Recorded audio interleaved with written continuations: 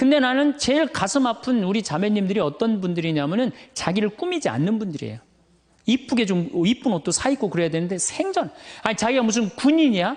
집에 있어도 파마를 해도 꼭 철모 뒤집어 쓴 거 딱 1년 내내 풀어지지도 않는 거 쓰고 앉아갖고 그냥 생전 그냥 마누라라는 게 그냥 맵시 있는 옷 한 번 제대로 입지도 않고 그럼 남편이 사는 맛이 있어요? 사는 멋이 있어요? 좀 꾸며야죠, 본인이. 예쁜 옷도 좀 사서 입고, 좀 브릿지도 좀 넣었다가, 머리도 그냥 생머리도 했다가, 이쪽으로도 묶었다가, 저쪽으로도 묶었다가, 어느 날 좀 틀어도 올리고, 막 이래야지 그냥 남자가 사는 맛도 있고, 사는 멋도 있을 거 아니에요. 생전 그냥, 옷도 그냥, 신부님, 맵시가 있어야지 옷을 사 입죠. 그러면 좀 살도 좀 빼시고. 그냥 이건 벤지 엉덩이지 구분도 안 되는 그냥 몸매를 가지고 그러니까 그냥 몸빼바지만 계속 짚고 이 집에 있으면은 어느 남자가 집에서 가고 싶어요. 본인을 꾸미시라는 거예요. 그래서 남자는요 사는 맛도 있고 사는 멋도 있는 거, 멋도 있어야 돼요. 그래서 예쁜 옷. 남편도 좀 꾸며주고 남편도 좀 나비 넥타이도 좀 하고 또 남자들도 문제는 문제예요. 이 남자는 50이 넘어가면 친구가 없어져요. 오로지 방에만 있는 거, 집에만. 근데 여자는 바뀌어, 또 성격이 바뀌어. 50이 넘으면 친구가 너무 많아. 그냥 맨날 만나러 나가야 되는데 그냥 이 남자고 여자고 이제 서로 힘든 거죠. 또 그냥 50, 60 넘은 남자들은 씻지도 않아. 그냥 냄새 나고 그냥 이러니까 그냥 남편 옆에 가까이 가기도 싫은 거죠. 예. 근데 이 부부가요, 서로 애인같이 살아야 돼요. 우리 자매님들 자기를 애인같이 꾸며야 돼요. 그러니까 언제든지 집에서도 깔끔하고 예쁘게 차려입으면 남자가 기분이 좋잖아요. 집도 좀 화분도 좀 예쁜 거 좀 해놓고 여행도 좀 다니고 둘이 공연도 좀 가고 극장도 좀 보러 다니고 이래야지 그냥 사는 맛도 나고 사는 멋도 날 거 아니에요. 근데 우리나라 남자들이 얼마나 말을 못하냐면 이게 진짜로 있었던 일이에요. 65살 먹은 형제님이 꿈을 잘 꾼 거야. 그래갖고 로또를 산 거야, 금요일 날. 그래갖고 그냥 가슴이 부풀은 거야. 왜 부인한테 막 자랑을 한 거야. 내가 꿈을 꿨는데 이거 이번 된다. 그리고 보통 꿈이 아니다. 막 돼지가 막 수천 마리 왔다 갔다 한 꿈을 꿨는지. 그래갖고 그냥 막 들떠있는 거야. 그러니까 부인이 콧소리로 한마디 한 거야. 여보, 그 로또 되면 당신 그 돈 뭐 할 거야? 그랬더니 남자가 정색을 하고 그러더래요. 내가 이 로또 되면은 온 세상 사람한테 다 나눠줘도 당신한테는 한 푼도 안 줄 거야. 아니 아직 된 로또도 아닌데 당첨되고 난 다음에 그러면 몰라도 당첨도 안 됐는데 귀양 이렇게 말하면 얼마나 좋아요. 여보 당신 평생 나한테 시집 와갖고 고생만 했는데 내가 로또 되면 내가 당신 다 줄게. 쓰고 싶은 대로. 아니 당첨도 안 된 로또인데 그렇게 말하면 얼마나 기분이라도 좋아요. 근데 그냥 내가 온 세상 사람한테 다 나눠줘도 당신한테 한 푼도 안 줄 거야. 이게 할 말이에요. 근데 우리나라 남자들이 이런다고요. 다른 형제님들이 마누라 너무너무 이쁘고 좋겠다고 살아봐라야 눈 한번 하얗게 뜨고 하면 독사가 그런 독사가 없다. 이런 말 해야 되면은 우리 마누라는 얼굴만 이쁜 게 아니라 마음은 비단이야. 기분이 얼마나 좋아요. 참 고운 말을 못 하는 거야. 그냥 온 세상 사람한테 다 나눠줘도 당신한테는 한 푼도 안 준다. 그러니까 이 부인이 너무 열받아갖고 한 달 반 동안 밥을 안 해줬대요. 그리고 진짜 무서운 건 집안에서 폭력이에요, 폭력. 더욱이 남자가 여자를 때리는 건 있을 수 없는 일이에요. 부부가요, 때린다는 건 있으면 안 돼요. 아니, 여자가 남편한테 결혼을 할 때는 이 험난한 세상, 저 힘 있는 남자한테 보호받고 싶어서 결혼하는 거 아니에요? 그렇지 않아요, 보통? 그런데 그 남편이 자기를 때린다고 생각하면요, 이건 치욕이에요, 여자한테는. 그래서 남자가 여자를 때리면 안 돼요. 정말로 이것도 진짜 있었던 일인데 70이 다 돼가는 할머니인데 평생 남편한테 맞으면서 살았대요. 그런데 또 친구 하나가 평생 남편한테 둘이 이제 할머니가 이제 둘이 친구야. 서로 맞고 살아갖고. 근데 그 평생 맞은 할머니가 하루는 이 친구 할머니한테 전화를 한 거야. 막 웃으면서 전화했대. 너 뭐가 이렇게 좋아갖고 전화했냐? 그랬더니 우리 남편이 이번에 병원에 갔는데 글쎄 3개월밖에 못 산다고. 나 지금 입을 뒤집어 쓰고 지금 웃으면서 너한테 전화하는 거라고. 이건 너무 불행하지 않아요? 너무 불행하지 않아요? 정말로 자기 부인 아파서 죽는데 따라 죽는 남편도 있는데 이게 그냥 자기 남편 3개월밖에 안 산다고 이불을 뒤집어 쓰고 막 웃으면서 그냥 전화를 할 정도면 이건 같이 살지 말아야지. 그렇죠? 우리 여기 자매님들 많으신데 남편 생일에 미역국 끓여주고 자식 생일에 미역국 끓여주고 시부모 생일에 미역국 다 끓여줬어. 근데 정작 내 생일을 미역국 끓여주는 사람 있어요? 네, 없죠? 그래도 내 생일인데 그래도 그냥 생일이니까 그냥 미역국 자기가 이제 끓이는 거야. 근데 아무도 몰라. 미역국 왜 끓였어? 그리고 앉아서 먹는데 그냥 그 미역국을 떠서 먹는데 눈물이 뚝뚝 미역국에 떨어져요? 안 떨어져요? 아무도 나를 몰라줄 때. 그래서 외로움을 많이 느끼는 분들이 여성 주부들이 많이 느낀대요. 애들은 공부하러 학교 다니고 남편은 직장 다니고 빈집을 지키고 있으면 그렇게 쓸쓸하대요.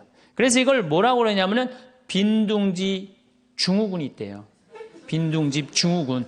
빈둥지에서 그냥 혼자 그냥 굉장히 그러니까 40대 50대 주부 우울증이 그렇게 많은 거예요. 네, 그분들이. 그런데 놀랍게도 독신으로 사는 여성보다는 결혼한 여성이 더 외롭대요.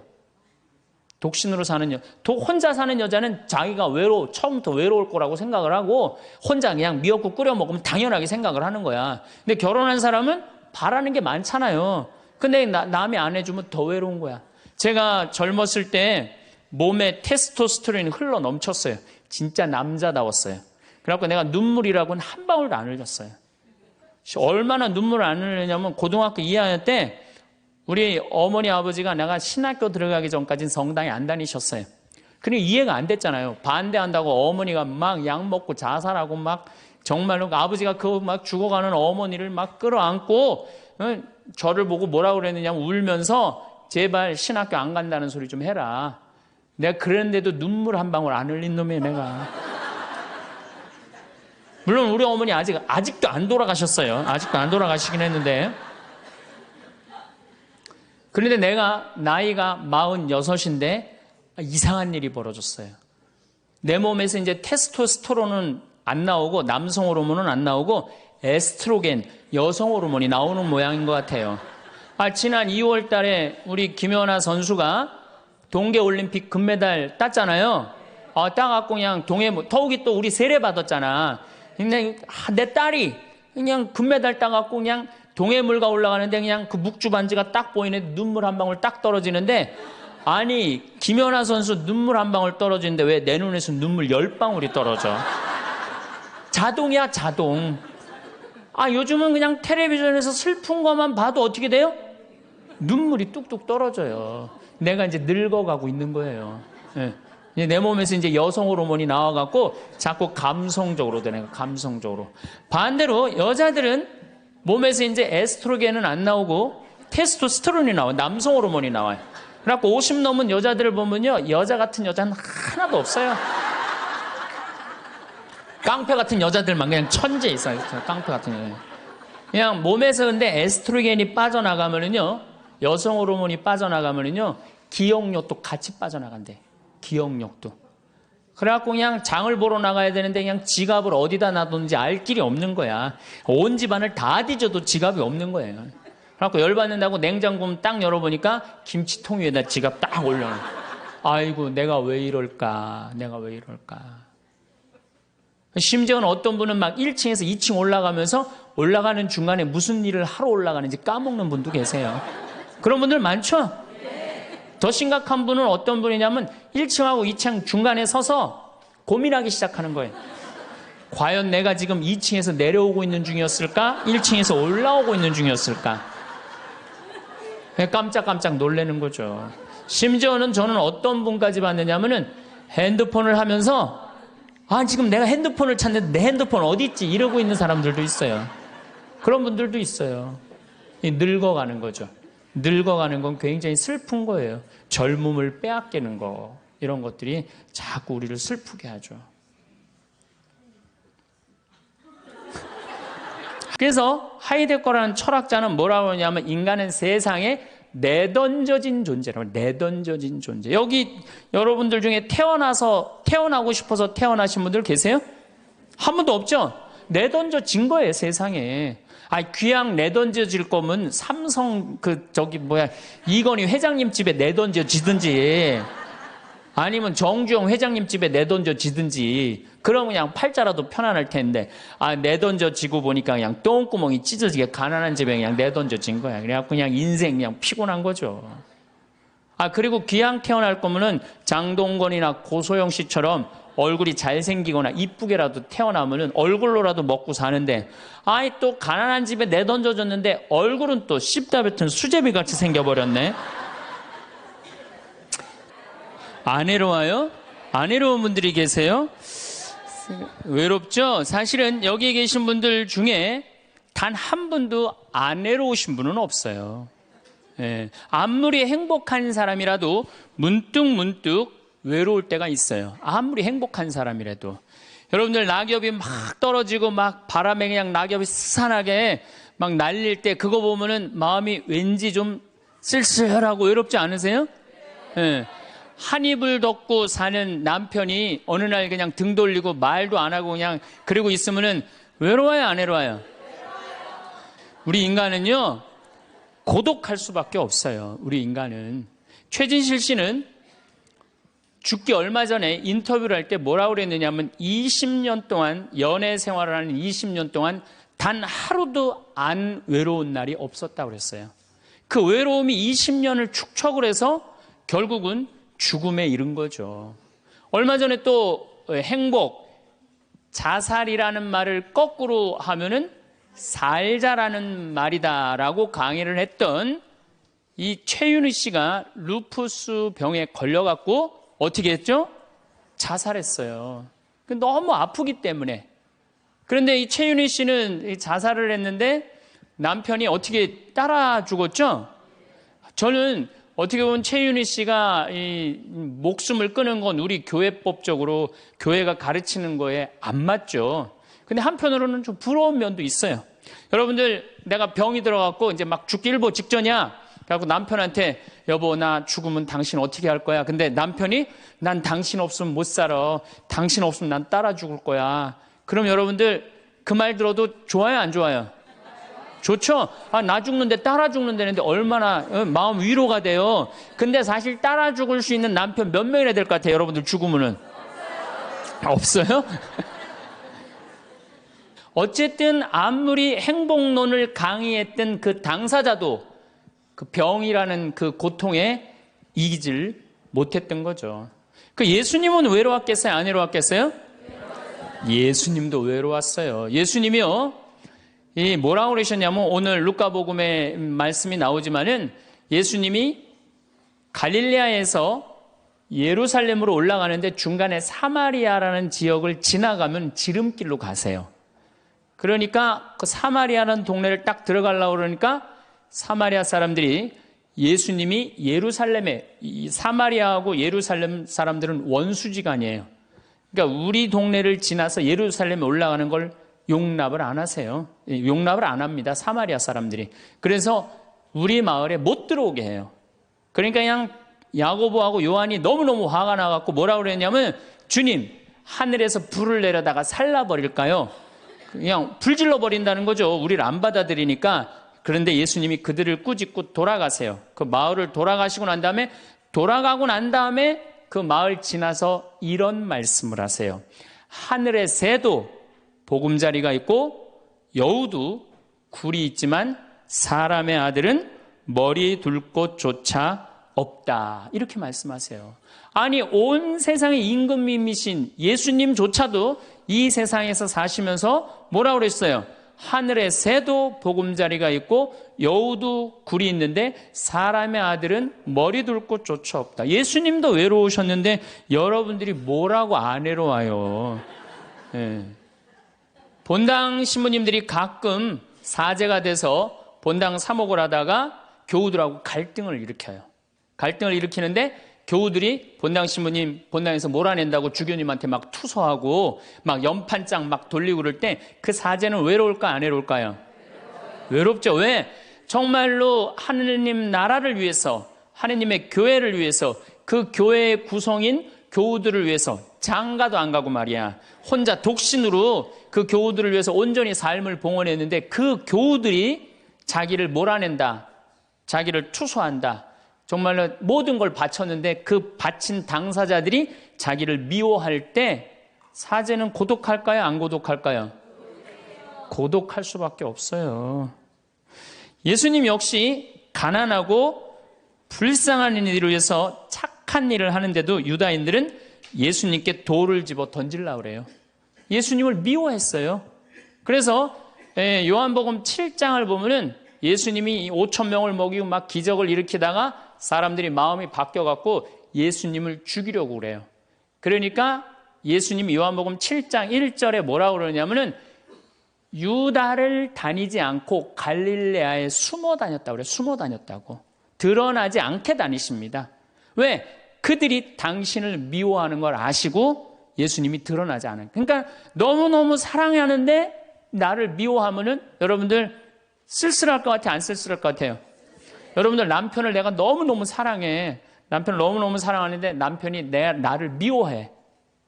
내가 남편을 너무너무 좋아하는데 남편이 나를 미워해. 그러면은요, 그거 고독은요, 이루 말할 수가 없어요. 우리가 언제 주로 살아가면서 고독할까요? 첫 번째 외로움을 느끼는 것은 사랑하는 사람에게서 버림받았을 때 외로움을 느낀다 그래요. 사랑하는 사람. 부모님한테 버림받은 사람들 많죠? 부모님한테 버림받은 사람들 얼마나 많아요. 요즘 보육원에 그냥 자기 아이 버리고 그냥 가는 부모님들 얼마나 많아요. 그리고 이혼하고 그냥 엄마가 보따리 싸들고 그냥 도망가는 엄마들 얼마나 많아요. 그런 아이들 상처가 얼마나 크겠어요. 세상에 천하에 엄마가 나를 버렸다. 아버지가 나를 버리고 갔다. 그들의 마음의 상처는 이루 말할 수가 없죠. 또 사랑하는 애인이 배반하고 가버렸어. 사랑하는 애인이 배반하고 가버렸어. 그러면은 아파요, 안 아파요? 아프죠? 친구가 나를 배반하고 가버렸어. 이거 굉장히 괴로운 거예요. 내가 정말로 너무너무 사랑하는데 결혼하고 싶은 정말로 남자가 있어. 근데 부모님이 반대해갖고 헤어져야 돼. 아파요, 안 아파요? 굉장히 아파죠. 그래서 심지어 그 위대한 다윗도 아들 압살롬이 반란을 일으켜요. 아들이 압살롬이라는 아들이 있는데 반란을 일으켜갖고 다윗이 도망 나갑니다. 예루살렘에서 그냥 급히 도망을 나가면서 이런 시를 불러요. 시편 3편에 주님, 저를 괴롭히는 자들이 어찌리 많습니까? 저를 거슬러 일어나는 자들이 많기도 합니다. 하느님께서 저자를 구원하실성 싶으냐? 저를 빈정대는 자들이 많기도 합니다. 이런 얘기를 해요. 그러니까 다윗도 결국은 누구한테 버림을 받기 시작하냐면 아들한테 버림을 받아요. 그리고 결국은 그 아들은 요압이라는 다윗의 총사령관한테 표창에 맞아 죽고. 그러니까 얼마나 아프겠어요. 인간은 어떤 종류의 인간이든지 이런 아픔 속에서 살아갈 수밖에 없다. 사랑하는 사람을 만날 수 없다는 사실, 숨을 쉴 수조차 힘든 거죠. 이거를 불가에서는 뭐라고 그러냐면 애별리고라고 그래. 애별리고. 사랑하는 사람하고 헤어지는 고통. 이게 가장 큰 고통이라고 그래요. 우리 신학생들, 참 나는 우리 신학생들만 보면은요, 너무너무 거룩하고 아름답고 순결해요. 고등학교 3학년 딱 졸업하고 얼마나 하고 싶은 게 많겠어요. 그런데 하느님의 나라를 위해서 신학교 딱 들어갔단 말이야. 그러면 신학교 1, 2학년들 보면요, 너무너무 순수하고 아름다워 보여요. 나만 아름다워 보이겠어요? 여러분들 보면 이쁘겠어, 안 이뻐? 우리 신학생 1, 2학년 학사님들 보면 이쁘죠? 여러분들만 이쁘겠어요? 20살, 21살 된 여자애들은 이쁠 것 같아요, 안 이쁠 것 같아요? 신학생들이 너무너무 매력이 있잖아요. 그래갖고 가까이 가고 싶고 자꾸 만나고 싶단 말이야. 고등학교 때까지는 공부하다가 모르다가 그냥 신학생들도 딱 신학생이 돼갖고 그냥 이쁜 아가씨가 자꾸 옆에 있으면 마음이 끌릴 것 같아요, 안 끌릴 것 같아요? 끌릴 수밖에 없어요. 사람은요, 어쩔 수가 없어요. 그래갖고 한 2년 만나다 보면은요, 이게 이때부터 갈등하기 시작하는 거예요. 내가 사제가 돼야 되는데 왜 자꾸 저 여자한테 마음을 빼앗기나? 그래갖고 그냥 그때부터 고민하기 시작하는 거예요. 하느님을 선택할 것이냐? 여자를 선택할 것이냐. 그래서 신학교에서는 재미난 말이 있어요. 2말 3초라고 그래. 2학년 말, 3학년 1학기, 3학년 초, 이때가 가장 신학생들이 갈등을 많이 할 때예요. 그래갖고 이때 여자를 떠나보내면 이제 4학년, 5학년 쭉 군대 가면서 이제 사제 길로 가는 거예요. 근데 이때 그냥 이 여자를 따라가면 이제 신학교 나가는 경우가 많죠. 그래갖고 그냥 그 젊은 나이에 그 피 끓는 뜨거운 애정을 끊고 사제가 되니 애별리고의 고통을 안 겪은 사제가 몇 명이나 될 것 같아요. 그러니까 서푼 때 보면 그냥 누워갖고 그냥 이 깔고 그냥 그 여자 떠나보낸 여자 생각하고 그냥 가슴이 아파서 우는 거예요. 모든 걸 떠나보내야 돼. 인간이 얼마나 그게 힘든 건데요. 예수님은 마지막 날에 제자들이 예수님을 다 버리고 갔어요. 심지어 어떤 제자는 막 옷까지 그냥 삼배 옷까지 벗어 알몸으로 도망갔어. 그리고 오로지 예수님만 혼자 남았어요. 그러니까 예수님 외롭겠어요? 안 외롭겠어요? 외롭죠. 그러니까 예수님은 이런 말씀을 하신 거예요. 하늘의 새도 보금자리가 있고 여우도 굴이 있는데 사람의 아들은 머리 둘 곳조차 없다. 그건 맞는 말씀이에요. 두 번째, 우리가 주로 언제 외로워? 어느 누구에게도 도움을 받을 수 없을 때 우리는 외로워요. 내 아들이 정말 병이 걸려갖고 이제 수술을 해야 되는데 병원비가 없어. 그래갖고 그냥 정말로 친하다는 친구한테 가갖고 우리 아들이 지금 수술을 해야 되는데 병원비가 없으니까 병원비 좀 꿔줘. 정말 친하다고 생각했던 친구가 이런 지하에 나는 돈 없어. 미안해. 그리고 그냥 돌아서 나올 때 쓸쓸합니까? 안 쓸쓸합니까? 심지어 어머니 뱃속에서 같이 태어난 형제한테 도움을 청했는데도 그 형제가 집을 잡혀갖고 대출이라도 받아서 해줘도 전찬을 판국인데 냉정하게 돈 없다고 거절당할 때 우리 인간은요 그럴 때 세상에 홀로 떨어져 있는 그런 기분을 드는 거예요. 또 언제 외로워요? 내가 40살 이제 45, 46이 돼갖고 애 대학도 들어가야 돼갖고 학비도 지금 등록금도 준비해야 되고 아파트 부금도 보여야 되는데 아니 그냥 직장 상사가 부르더니 해고 통지를 딱 했어. 그럼 이 40대 가장은 얼마나 쓸쓸하겠어요. 갈 데가 아무 데도 없는 거죠. 대학이라고 졸업은 해놨는데 나를 필요로 하는 데가 아무 데도 없네. 아무리 그냥 원서 지원서를 100통을 써도 그냥 나한테 연락해주는 사람 하나도 없어. 이럴 때 나를 필요로 하는 사람이 아무도 없을 때 우린 외로운 거예요. 더욱이 그냥 더 힘든 사람들은 어떤 사람들이에요? 철거민들.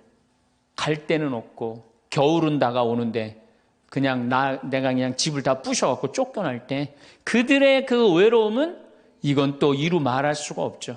그래서 인간으로 살아가는 한 외로울 수밖에 없어요. 요즘은 그냥 막 텔레비전 막 이런 시대 아니에요. 그래갖고 그냥 키 크고 잘생기고 막 이런 거에 그냥 뭐든지 그냥 사람들이 그냥 눈이 멀어 있잖아요. 근데 그냥 생긴 건 씹다 뱉은 수제비 같이 그냥 이렇게 살아가는 사람들은 인생을 힘들게 살아갈 수밖에 없다는 거예요. 그런데 그런 사람들이 95%가 그렇다는 거예요. 95%. 저나 여러분이나 내가 항상 하는 얘기지만 내 얼굴 이거 씹다 뱉은 수제비 같이 생겨갖고 이거 얼굴로 먹고 살기엔 틀린 거죠. 다 평범하게 태어나는 거죠. 또 우리 언제 외로워요? 말이 안 통할 때 외로워요. 남편하고 말이 안 통할 때, 자식하고 말이 안 통할 때, 특별히 가족 간에 말이 안 통할 때 참 외로워요. 제가 미국에 강의를 한 2년 동안 이렇게 쭉 다녀보니까 깜짝 놀라는 일이 있어요. 엄마 아빠는 영어를 못하고 애들은 영어만 하는 거예요. 그러니까 애들은 그냥 막 영어를 너무너무 잘하고 애들 하는 말을 엄마 아빠가 못 알아듣는 거예요. 그러니까 엄마 아빠하고 말이 안 통하는 거 애들하고 기본적인 거 밥 먹어라 학교 갔다 와라 이거 외에는 말이 안 통하는 애들이 참 많더라고요. 정말로 그건 이제 점점 외로워지는 거죠. 그래서요 뉴욕에요 60세 넘은 할머니 할아버지들이 작년에 한 60명이 자살을 했대요. 외로우니까. 우리 생태마을에 교감 선생님이 3개 국어를 해요. 생태학교라는 걸 운영하거든요. 3월 달부터 12월 달까지 우리 농사 짓고 기숙사 생활하고 생태 영성 배우고 이런 생태학교를 운영하는 이제 교감 선생님이 미국에서 스카웃을 해왔어요. 스카웃을 해왔는데 이 교감 선생님 아들이 미국 컬럼비아 대학 4년 장학생이에요. 미국에서 태어난 거죠. 나도 한번 만나봤는데 애가 굉장히 괜찮아요. 근데 얘가 이제 아버지 생일날 카드를 보낸 거예요. 한글을 배워서 삐뚤삐뚤한 글씨를 써갖고 편지를 보냈는데 딱 3줄 보냈어요. 아버지 사랑합니다. 아버지 생일 축하합니다. 그리고 맨 끝에 뭐라고 썼느냐면은 네 아들 윤진이가 이렇게 해서 보냈더라고요. 말이 안 통하는 거지. 말이 안 통하는 거지.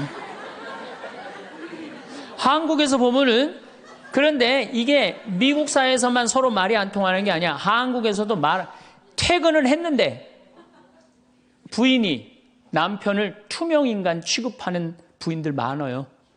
들어오거나 말거나 말도 안 하고 그냥 밥 차려놨으니까 먹으라고 그러고 사람 그냥 투명인간 취급하는 경우 많죠. 그렇죠? 자식들도 집에 와서 엄마 아버지한테 다소곳하게 하지 않고 자기 방에 쑥 들어가고 하루 종일 한 가족이 집에 살면서 5분 이상 대화를 안 한다는 거 아니에요. 이게 말이 안 통하니 이 집이 외롭겠어요, 안 외롭겠어요? 모이면 하루에 있었던 일 얘기하고 서로 그냥 다정하게 대화를 나눠야 되는데 우리가 지금 말이 안 통해, 서로. 그 외로울 수밖에 없죠. 또 언제 외로워요? 이게 이제 저하고 여러분들하고 공통적으로 느끼는 거예요. 늙어가는 걸 느낄 때, 내가 뭔가 하나씩 뺏겨가는 걸 느낄 때, 그때 외로워요. 내 젊음이 하나하나 떨어져 가는구나. 제가 굉장히 눈이 좋았어요. 1.5, 어떨 땐 2.0까지 나왔어요. 근데 요즘 핸드폰에 메시지가 오면은 일단은 내가 인상을 써요. 인상을 쓰고 이렇게 멀리 보기 시작해. 안 보이는 거, 글자가. 심지어는 내 동창들은요, 돋보기를 쓰는 동창들도 있어요, 벌써. 그래서 너 왜 돋보기를 쓰냐고 하니까 노안이 와갖고 신문이 안 보이는 거예요.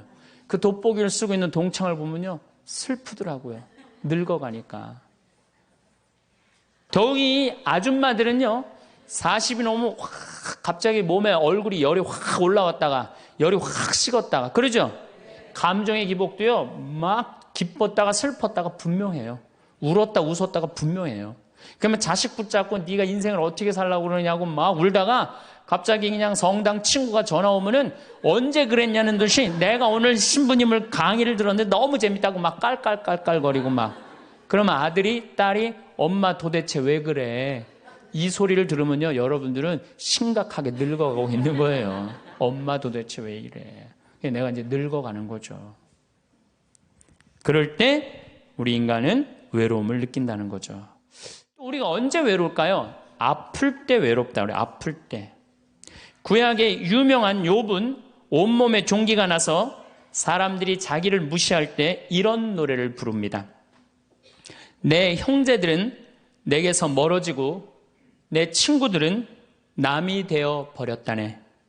친척과 친지들은 떨어져 나가고 집안 식객들은 나를 잊었으며 계집종들은 나를 낯선 자로 여기니 저들 눈에 나는 이방인이 되었다네.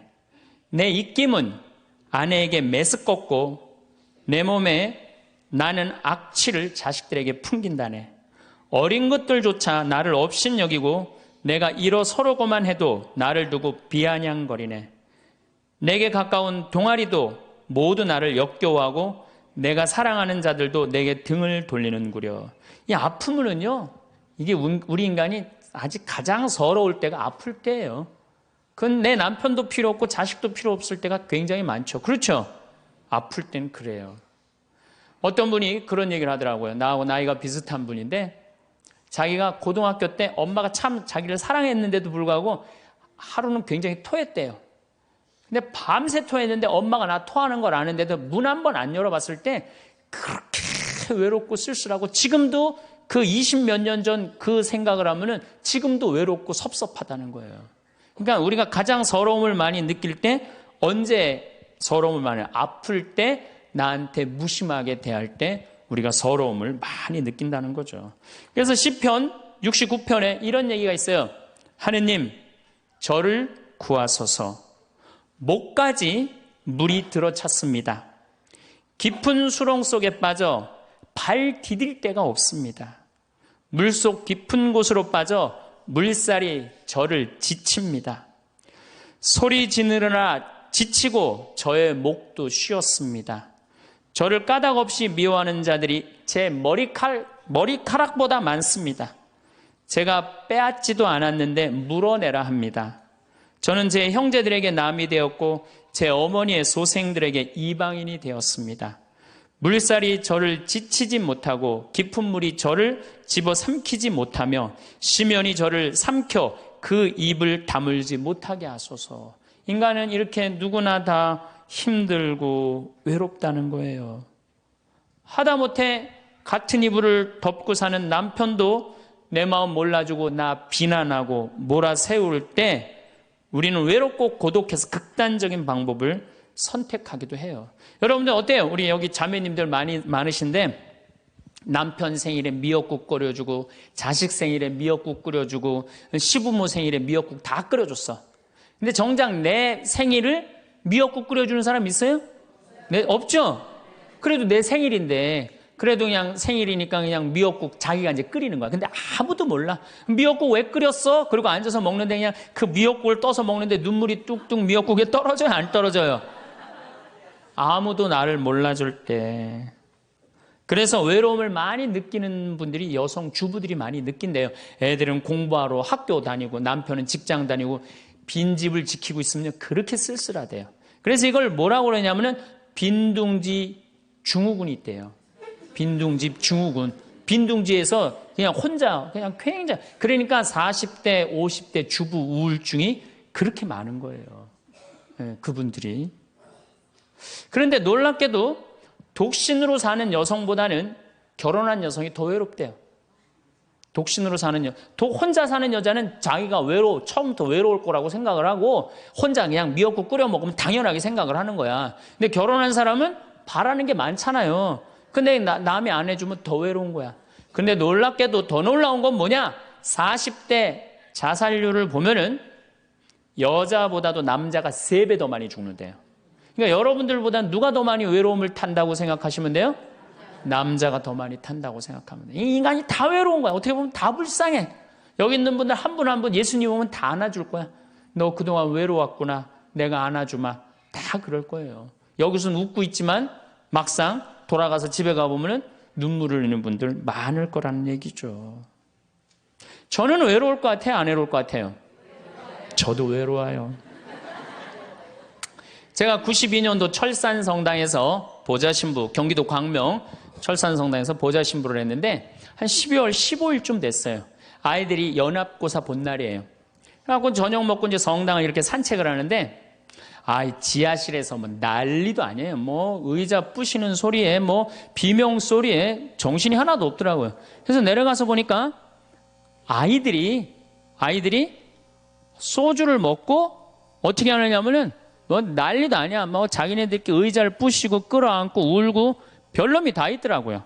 별놈이 다 있어갖고 니네들 도대체 왜 그러느냐? 저는 중학교 아이들이 술 먹고 담배 피는 거 내가 본당 신부할 때 나한테 걸려도 난 한 번도 혼낸 적이 없어요. 애들.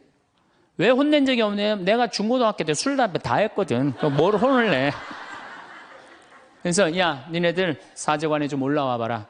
신부님이 혼내지 않고 사제관으로 올라오라고 그러고 딱 앉혔어요. 한 15명을. 남자 여자 다 앉아갖고 니네들 도대체 무슨 일 때문에 이렇게 술을 먹고 성당 기물을 부시냐 얘기를 좀 해봐라. 그랬더니 마침 그 아이 중에 한 아이가 엄마 아빠가 이혼을 한 거야. 자기네들끼리 위로해준다고 마침 시험도 끝나고 소주를 지금이야 18도 19도지만 그땐 24도짜리 소도 아니에요.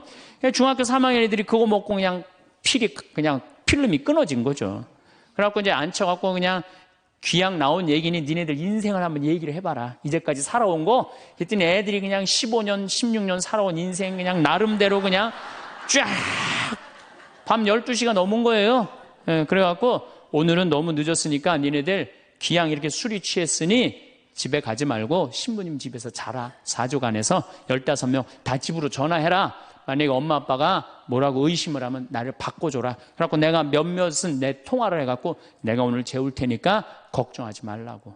그리고 애들한테 니네들 술은 이렇게 먹는 게 아니다. 그래갖고 내가 또 꼬냑을 또 한 병 꺼내갖고 한 잔씩 탁 따라주면서 아이들하고 정말로 다정한 얘기를 했어요. 그러니까 아이들이 너무 좋잖아요. 술을 먹었는데 혼을 내기를 하나, 또 신부님이 방에서 재워주지, 자기 얘기 다 들어주지. 그래서 내가 2월 달에 발령을 받아갖고 떠나는데 가지 말라고. 애들이 일주일 동안 우는 거예요. 가지 말라고. 신부님 우리랑 살자고.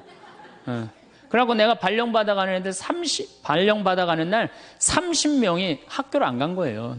가지 말라고. 그래갖고 제가 이제 수원으로 이제 발령을 받아갔는데 토요일만 되면은 전철을 타고 내려오는 거예요. 토요일만 되면은 30명이. 그래갖고 한 주, 두 주 오다 말겠지. 그런데 애들이 3개월 동안 계속 내려오는 거예요. 나보고 싶다고. 생각해보니까 이렇게 하면 안 되겠더라고. 이렇게 끌고 다니다가는 10년 후에는 한 3,000명 끌고 다니겠더라고요. 그래서 사제는 본당을 떠나면은 인연을 끊어야 되는구나. 그때 깨달았어요. 그 다음 사제가 정말로 사목을 잘할 수 있도록 떠난 본당에 일체 연락하면 안 되고 떠난 본당 사람들하고 어울리면 안 되는구나. 그때 깨달았어요.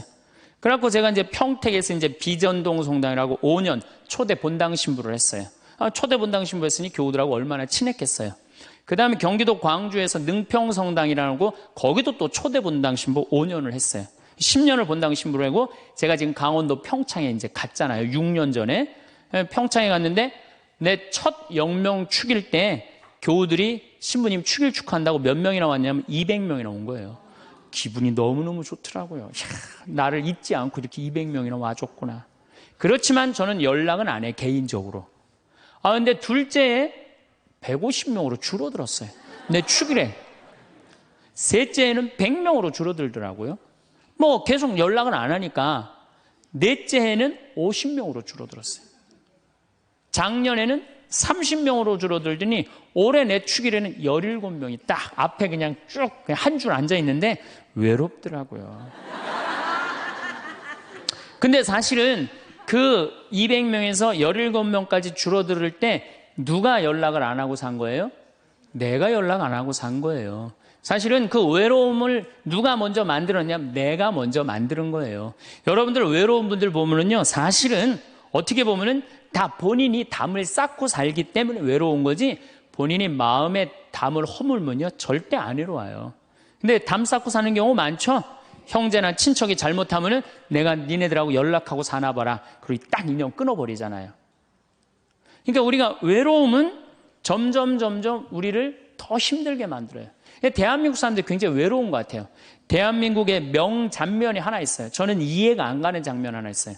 대한민국 사람 참 외롭구나. 대한민국 아줌마들이 외롭구나를 느끼는 장면 하나가 있어요. 그게 뭐냐면 연예인들 군대 갈 때예요. 아니, 연예인들 군대 가는데 왜 아줌마 500명이 따라가? 자기 아들 군대 가는 것도 아닌데. 그래갖고 그냥 거기다가 막 기다린다고 그러고. 그러니까 어디 마음을 열어놓을 데가 없는데 그 연예인한테 마음을 열어놓고 사는데 그 연예인이 2년 동안 안 보인다고 그러니 얼마나 슬퍼. 그러니까 그 앞에서 우는 거예요. 참 그 슬픈 장면이죠. 이렇게 만만치 않은 인생살이 살아가기 힘들 때 사람들은 극단적인 방법을 택합니다.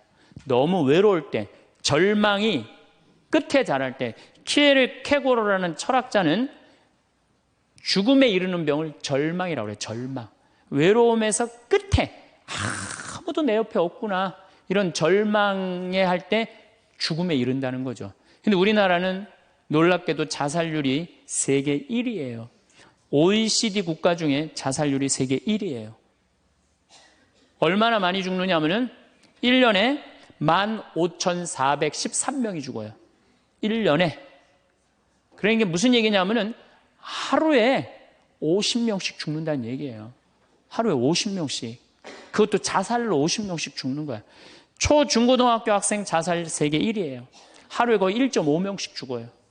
40대 자살률 세계 1위예요. 하루에 거의 8명씩 죽어요. 60대 자살률 세계 1위예요. 하루에 12명 정도 죽어요. 더욱이 60세 우리 할머니 할아버지들 30대 40대 이 죽는 거의 원인의 1위는 뭐냐면요 자살이에요. 자살. 근데 60세는 10만 명당 미국이 10명에서 11명 자살합니다. 일본이 10만 명당 35명 자살해요. 근데 우리나라가 10만 명당 몇 명이 자살하냐면 71명이 자살해요. 그러니까 대한민국의 할머니, 할아버지들이 더 외로운. 그러니까 우리나라는 애들도 외롭고 어른들도 외롭고 할머니, 할아버지도 외로운 거예요. 그러니까 자살하는 거죠. OECD 경제개발협력기구 국가 중에 자살률이 제일 없는 나라가 어느 나라냐면 그리스라는 나라예요. 이 나라는 몇 명이 자살하느냐면 10만 명당 2.6명이 자살을 해요. 2.6명이. 근데 우리나라는 10만 명당 몇 명이 자살하면 28명이 자살해요.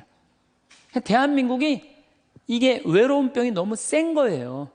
그러니까 10만 명당 28명이나 자살을 하는 거죠. 여러분들 죽는 원인을 보면 1위가 암이야, 암. 1위가 암이고 2위가 뇌질환이야, 뇌질환. 3위가 심장질환이에요. 3위가 심장질환. 4위가 뭐냐면 바로 자살이야. 그러니까 자살은 큰 병이라는 거죠. 대한민국을 병들게 하는 큰 병이라는 거죠. 자식한테 버림받고 아내한테 버림받고 사회에서 버림받고 더 이상 사회에서 필요 없다는 생각, 더 이상 이 세상에서 살아갈 이유가 없다고 생각할 때 자살이라는 걸 선택한다는 거죠.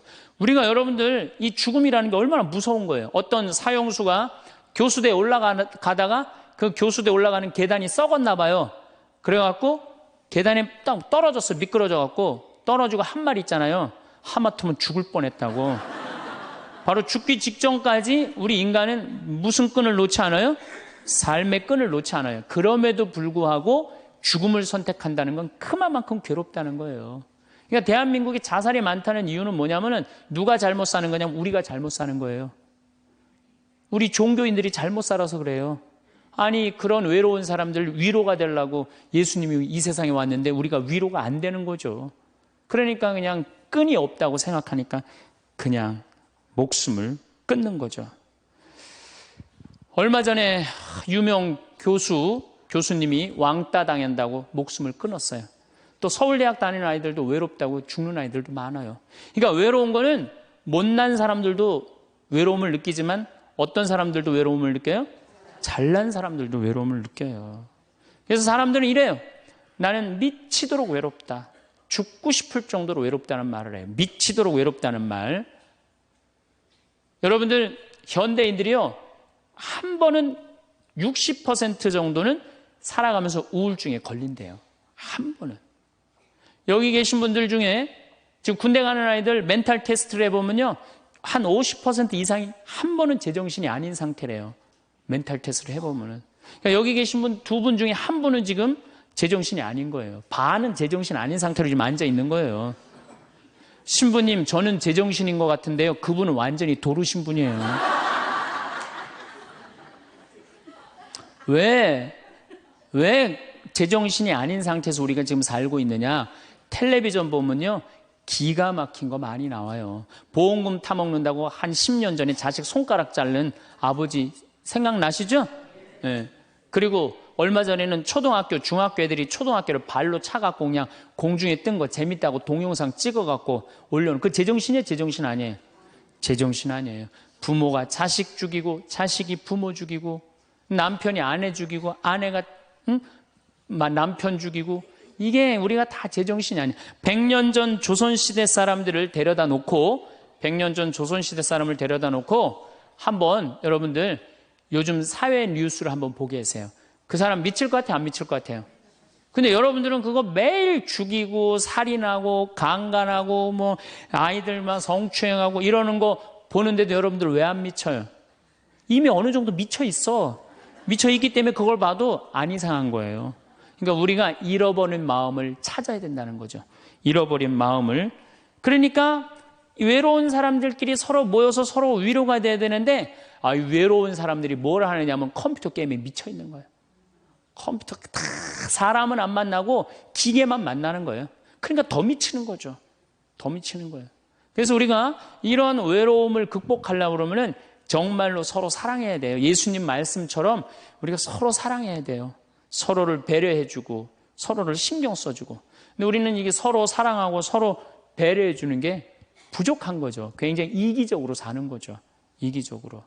그럼 여러분들은 언제 외로움을 정말로 극단적으로 느끼느냐? 자식한테 기댈 때.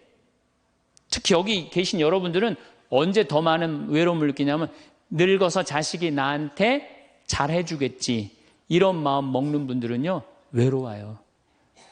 딸이 나한테 잘해주겠지. 늙어서 나 용돈도 주고, 내가 고생해서 키워놨으니까 나 호강시켜주겠지.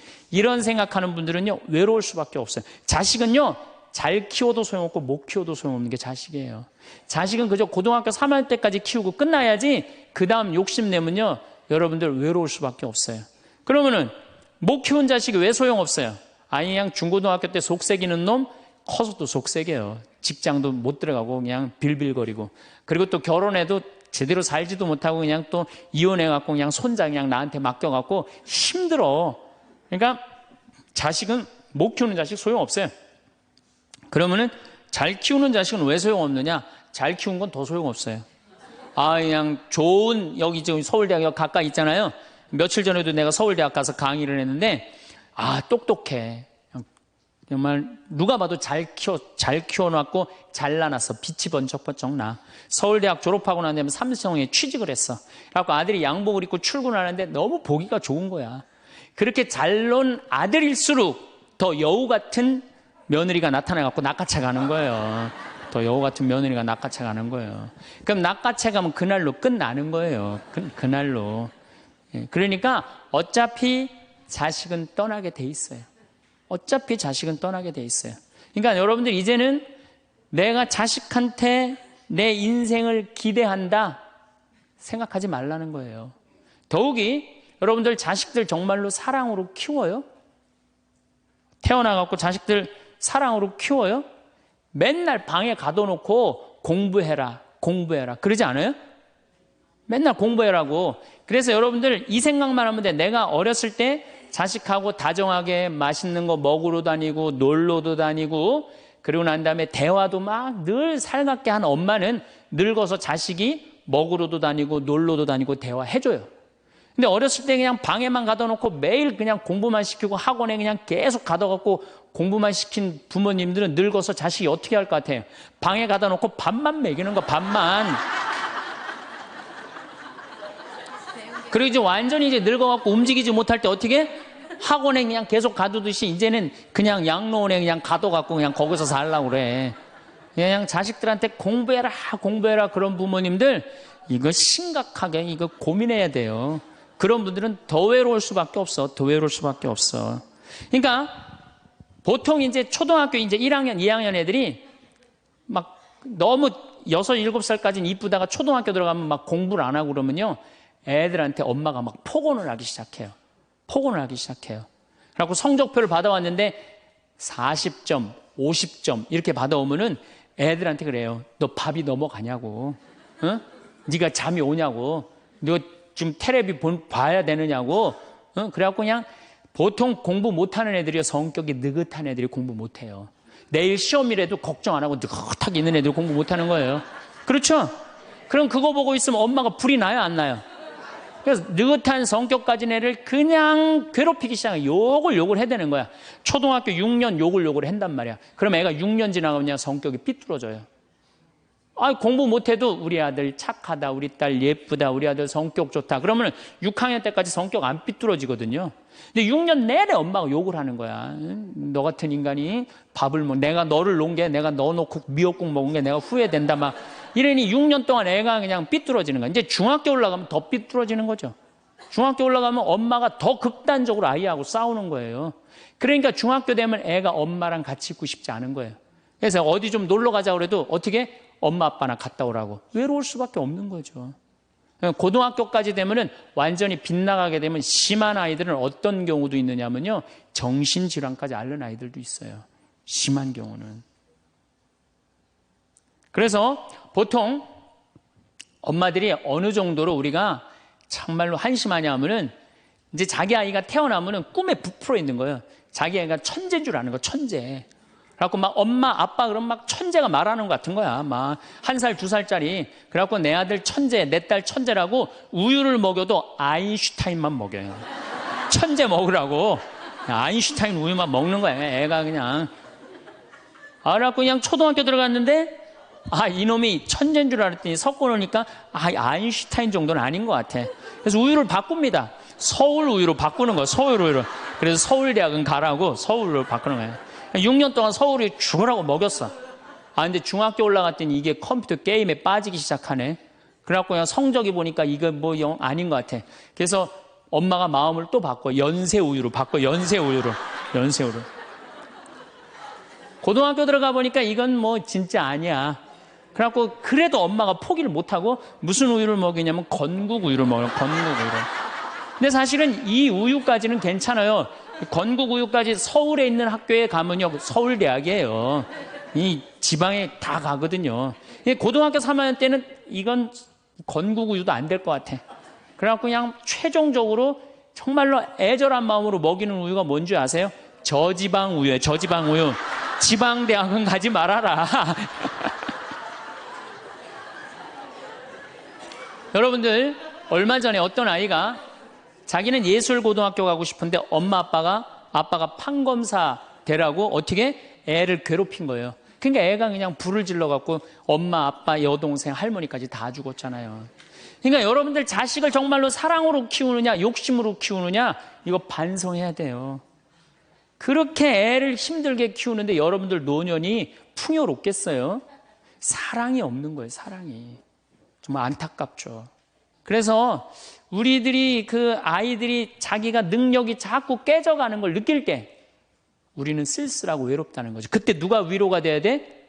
엄마들이 위로가 돼. 우리 아들 괜찮아. 정말 착하고 하느님 찬양하고 하느님 사랑하고 매일매일 성실하면 살면 돼. 그걸 전해줄 때 여러분들 노년은 안 외로워요. 너 같은 걸 내가 낳았으니 이 웬수야. 밥이 넘어가느냐? 이런 분들은 외로울 수밖에 없어요. 우리 인간들은 사실은 사랑이 없을 때 외롭죠. 근데 여러분들, 자식이 부모를 사랑하는 게 클까요? 부모가 자식을 사랑하는 게 클까요? 제가 다녀보면요, 다 부모가 자식을 사랑하는 게 크다고 착각하고 있어요. 근데 3살, 4살, 5살 때만 해더라도 누가 더 부모를 사랑하느냐면 자식이 더 부모를 사랑한대요. 왜냐하면 여러분들 3살, 4살, 5살 된 아이들은 누구밖에 없어요? 엄마밖에 없잖아요. 그래갖고 그냥 엄마 치마 붙잡고 그냥 온 달 다 따라다니잖아요. 근데 엄마는 그때 아이 모임에도 나가야 되고 그냥 여기저기 다녀야 되는데 그냥 딸, 아들이 그냥 계속 매달려 있으면 귀찮아요, 안 귀찮아요? 귀찮을 때 있죠? 그래서 한마디 해서 얜 잠도 없냐고, 좀 가서 좀 자라고. 그래도 그냥 계속. 그러니까 아이가 엄마 아빠를 너무너무 좋아해. 엄마 아빠하고 같이 있고 싶어. 근데 누가 밀어내기 시작하냐면 부모가 밀어내기 시작하는 거예요. 언제까지 밀어내냐면 초등학교 6학년 때까지 계속 밀어내요. 그리고 공부 못한다고 구박까지 해. 밀어내는 것도 모자라서. 그럼 중학교 올라가면 그때부터는 누가 싫어하기 시작해요? 자식이 싫어하기 시작해요. 그래갖고 엄마 아빠를 거절하기 시작해. 근데 엄마 아빠는 똑같은 마음이야. 사랑하는 건 똑같아. 그렇죠? 근데 중학교 올라가면 이놈이 나를 거절하니까 굉장히 섭섭하죠. 그런데 10년 동안 밀어낸 걸 생각해야죠. 10년 동안 같이 아이가 놀아달라고 그럴 때 놀아주고, 뭐 매달릴 때 같이 안아주고, 눈 마주쳐주고, 대화해주고, 얘기 들어줬으면은 중학교 올라도 걔는 엄마 아빠 안 미워해요. 그런데 3살서부터 계속 귀찮다고 그러고 자라고 그러고 그냥 뭐 또 때리고 막 공부 못하면 뭐 그냥 네가 그냥 내가 널 낳고 미역국을 끓여 먹고 내가 한심하다 그러고, 그리고 중학교 올라가고 자식이 엄마 막 째려보고 신경질 보고 소리 지르면은 그땐 당황스러운 거예요. 그래서 그런 착각을 하지 마시라는 거예요. 자식이 여러분들을 거절하게 되는 데는 누가 기여를 하는 거예요? 여러분들이 기여를 하는 거예요. 제가 신학교 때 부제 때 매스컴 세미나라는 걸 했는데 그때 어떤 자매가 와갖고 정말 내 눈물을 찔끔 나게 하는 강의를 한 적이 있어요. 이 자매가 아들이 셋이 있었대요. 근데 아들이 셋이 있는 집은 항상 둘째가 문제예요. 첫째는 첫째라고 잘해주고 막내는 막내라고 잘해주죠. 그렇죠? 둘째는 항상 소외의식을 느껴요. 항상 피해의식을 느낀다고요. 우리 집에도 아들이 셋 있는데 큰아들은 내가 봐도 저 어머니 아버지가 왜 이해가 안 될 정도로 큰아들한테 잘했어요. 잘못해도 다 감싸 안아주고. 이게 큰아들은 대접받는 거죠. 저는 우리 집 막내였는데 저는 정말로 사랑을 많이 받고 자랐어요. 전 중고등학교 다닐 때 내가 신발을 빨아본 적이 없어요. 형들이 다 빨아줬어요. 왜 빨아줬느냐면 안 빨아주면 어머니 아버지가 혼냈으니까 막내 신발 빨게 한다고. 그래갖고 그냥 우리 집이 이제 제사를 지내도 우리 집 이제 아버님이 장손이라 1년에 어렸을 때 13번, 14번 제사를 지냈어요. 제사를 지내면은 제일 탐나는 게 제사상에 문어다리가 제일 맛있잖아요. 그런데 그냥 큰아들은 큰아들이라고 챙겨주고 막내는 막내라고 알아서 해주는데 둘째 형은 문어다리 차지가 안 가는 거예요. 그래갖고 이제 제사 끝나고 나면 이제 고시리 한다고 그러잖아요. 귀신 마중 나가면은 우리 식구들은 다 나가는데 둘째만 안 따라 나가는 거예요. 왜 안 따라 나가냐면 문어다리 훔치려고. 자기가 훔치지 않으면은 자기 챙겨줄 사람 아무도 없잖아요. 우리 둘째 형은 제사가 지나고 일주일이 지나도 2주일이 지나도 문어다리 물고 다녀요. 자기 어디다 감춰놨는지 모르는데. 그래갖고 제가 지금 얼마 전에 한 2년 전인가 설날 집회를 갔어요. 마침 설날은 제사를 지내니까 가갖고 물어봤어요. 아직도 둘째 형 문어다리 훔치느냐고 그랬더니 형하고 누나가 오늘도 문어다리가 없어졌다는 거예요. 그거 훔친 거지. 그러니까 50이 돼서도 그 어렸을 때 자기가 소외된 거, 피해의식을 보상받고 싶은 거예요. 이 집에 이제 아들이 이제 중학교 3학년, 초등학교 6학년, 초등학교 3학년 세 아이가 있었대요. 근데 마침 그날은 초등학교 6학년 둘째 아들만 집에 있었대요. 그래서 이 자매님이 남편한테 여보, 둘째 아이 좀 데리고 목욕탕에 들어가서 목욕 좀 시키라고. 그래갖고 뭐 아빠도 뭐 집에 있으니까 둘째 아들 이제 목욕을 시킨다고 목욕탕에 들어갔대요. 근데 5분이 지났는데 남편이 얼굴이 새빨개져갖고 막 뛰쳐나왔대. 옷도 제대로 안 입고. 아, 당신 왜 애 목욕시키라고 했더니 왜 뛰쳐나오냐? 당신 먼저. 여보, 내가 목욕을 하러 들어갔는데 저놈이 이상한 말을 한다는 거예요. 그래서 무슨 말을 하느냐고. 아니 나도 벗고 이제 자기도 이제 둘째 아들도 옷을 벗었는데 딱 옷을 벗었는데 둘째 아들이 눈을 똑바로 뜨고 아버지한테 그러더래요. 아버지도 벗고 나도 벗었으니까 우리 남자 대 남자로 아무것도 안 걸쳤으니까 솔직하게 말 좀 해보자고. 그래서 이놈은 무슨 얘기를 하느냐. 아니 초등학교 6학년 놈이 딱 빨개 벗고 아버지도 벗고 나도 벗었으니까 우리 솔직하게 얘기 좀 해보자고 그러니까 얼마나 당황스러워요. 그래서 무슨 얘기냐 그랬더니 아버지는 날 정말로 사랑하는 거냐. 무슨 소리냐. 지난 겨울에 아버지가 밤에 두부 심부름 시켰을 때 난 너무너무 밤에 나가는 게 무서웠다. 왜냐하면은 동네에 불량 형들이 걸리면 돈을 뺏고 그래서 난 밤에 나가는 거 너무너무 싫었다. 중학교 3학년 큰형도 있는데 내가 그래서 큰형 왜 안 시키냐고. 그러니까 아버지가 나한테 소리 지르고 나한테 갔다 그래서 내가 울면서 갔다 왔다. 내가 그렇게 무서운데 얼마나 내가 서러웠는지 알았느냐. 그 아버지 나 사랑하는 거냐. 내가 그렇게 마음고생하는 걸 아냐. 뭐 아버지 할 말 없지. 또 아니 내가 구두 닦았을 땐 한 번도 칭찬도 안 하는데 막내가 아버지 구두 닦으면 그렇게 좋아하고 칭찬하고 500원도 주고 그러는데 왜 나는 한 번도 그런 적이 없느냐. 그리고 우리 아들 셋이서 인사할 때 잘 다녀오시라고 그럴 때 내 머리 쓰다듬은 적 있냐. 한 번도 없다. 막내 머리만 쓰다듬어 줬지. 날 사랑하는 거냐. 아들이 그냥 그렇게 물어보는 거예요. 당황스러운 거죠. 부모는 항상 세 아들 다 사랑한다고 그러지만은 자식이 느끼는 건 너무너무 섭섭했던 거죠. 그래서 이 아빠가 너무너무 당황스러워갖고 그랬대요. 나는 너를 너무 믿었기 때문에 심부름도 시킨 거고 난 너를 너무너무 믿었기 때문에 막내 어리니까 이렇게 한 거지. 난 이 셋 중에 너를 너무너무 사랑한다. 그리고 너무 당황스러워서 그냥 옷도 그냥 대충 입고 뛰쳐나온 거예요. 그 자리에서 너무 있기 미안해갖고. 그래갖고 제가 어떻게 하나 보라고 그랬더니 문을 빼꼼히 열고 보니까 아들이 눈에는 눈물이 뚝뚝뚝 떨어지는데 입에는 미소가 있더라는 거예요. 아빠가 날 사랑한다고 그러니까. 그러니까 누가 사랑하는 게 커요? 자식이 부모 사랑하는 게 큰 거예요. 그 사랑을 부모가 까먹고 자꾸 자식한테 못되게 하는 거죠. 그래서 여러분들 정말로 우리가 부모라는 게 중요해요. 아버지가 없는 자식들은 참 힘들어요. 아버지가 없는 자식들은.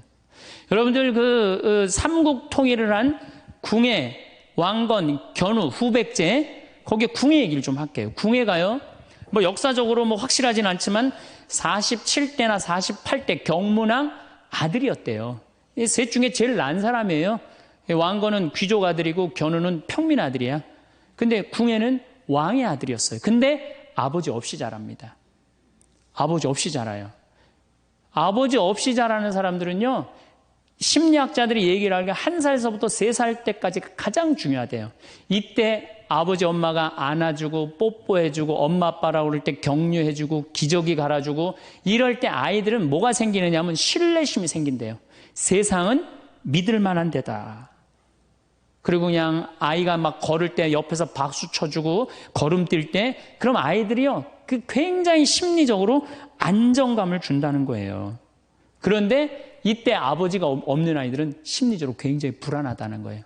여러분들, 이 아빠가 아이들 이 목마 태워주면은 애들 좋아해요, 안 좋아해요?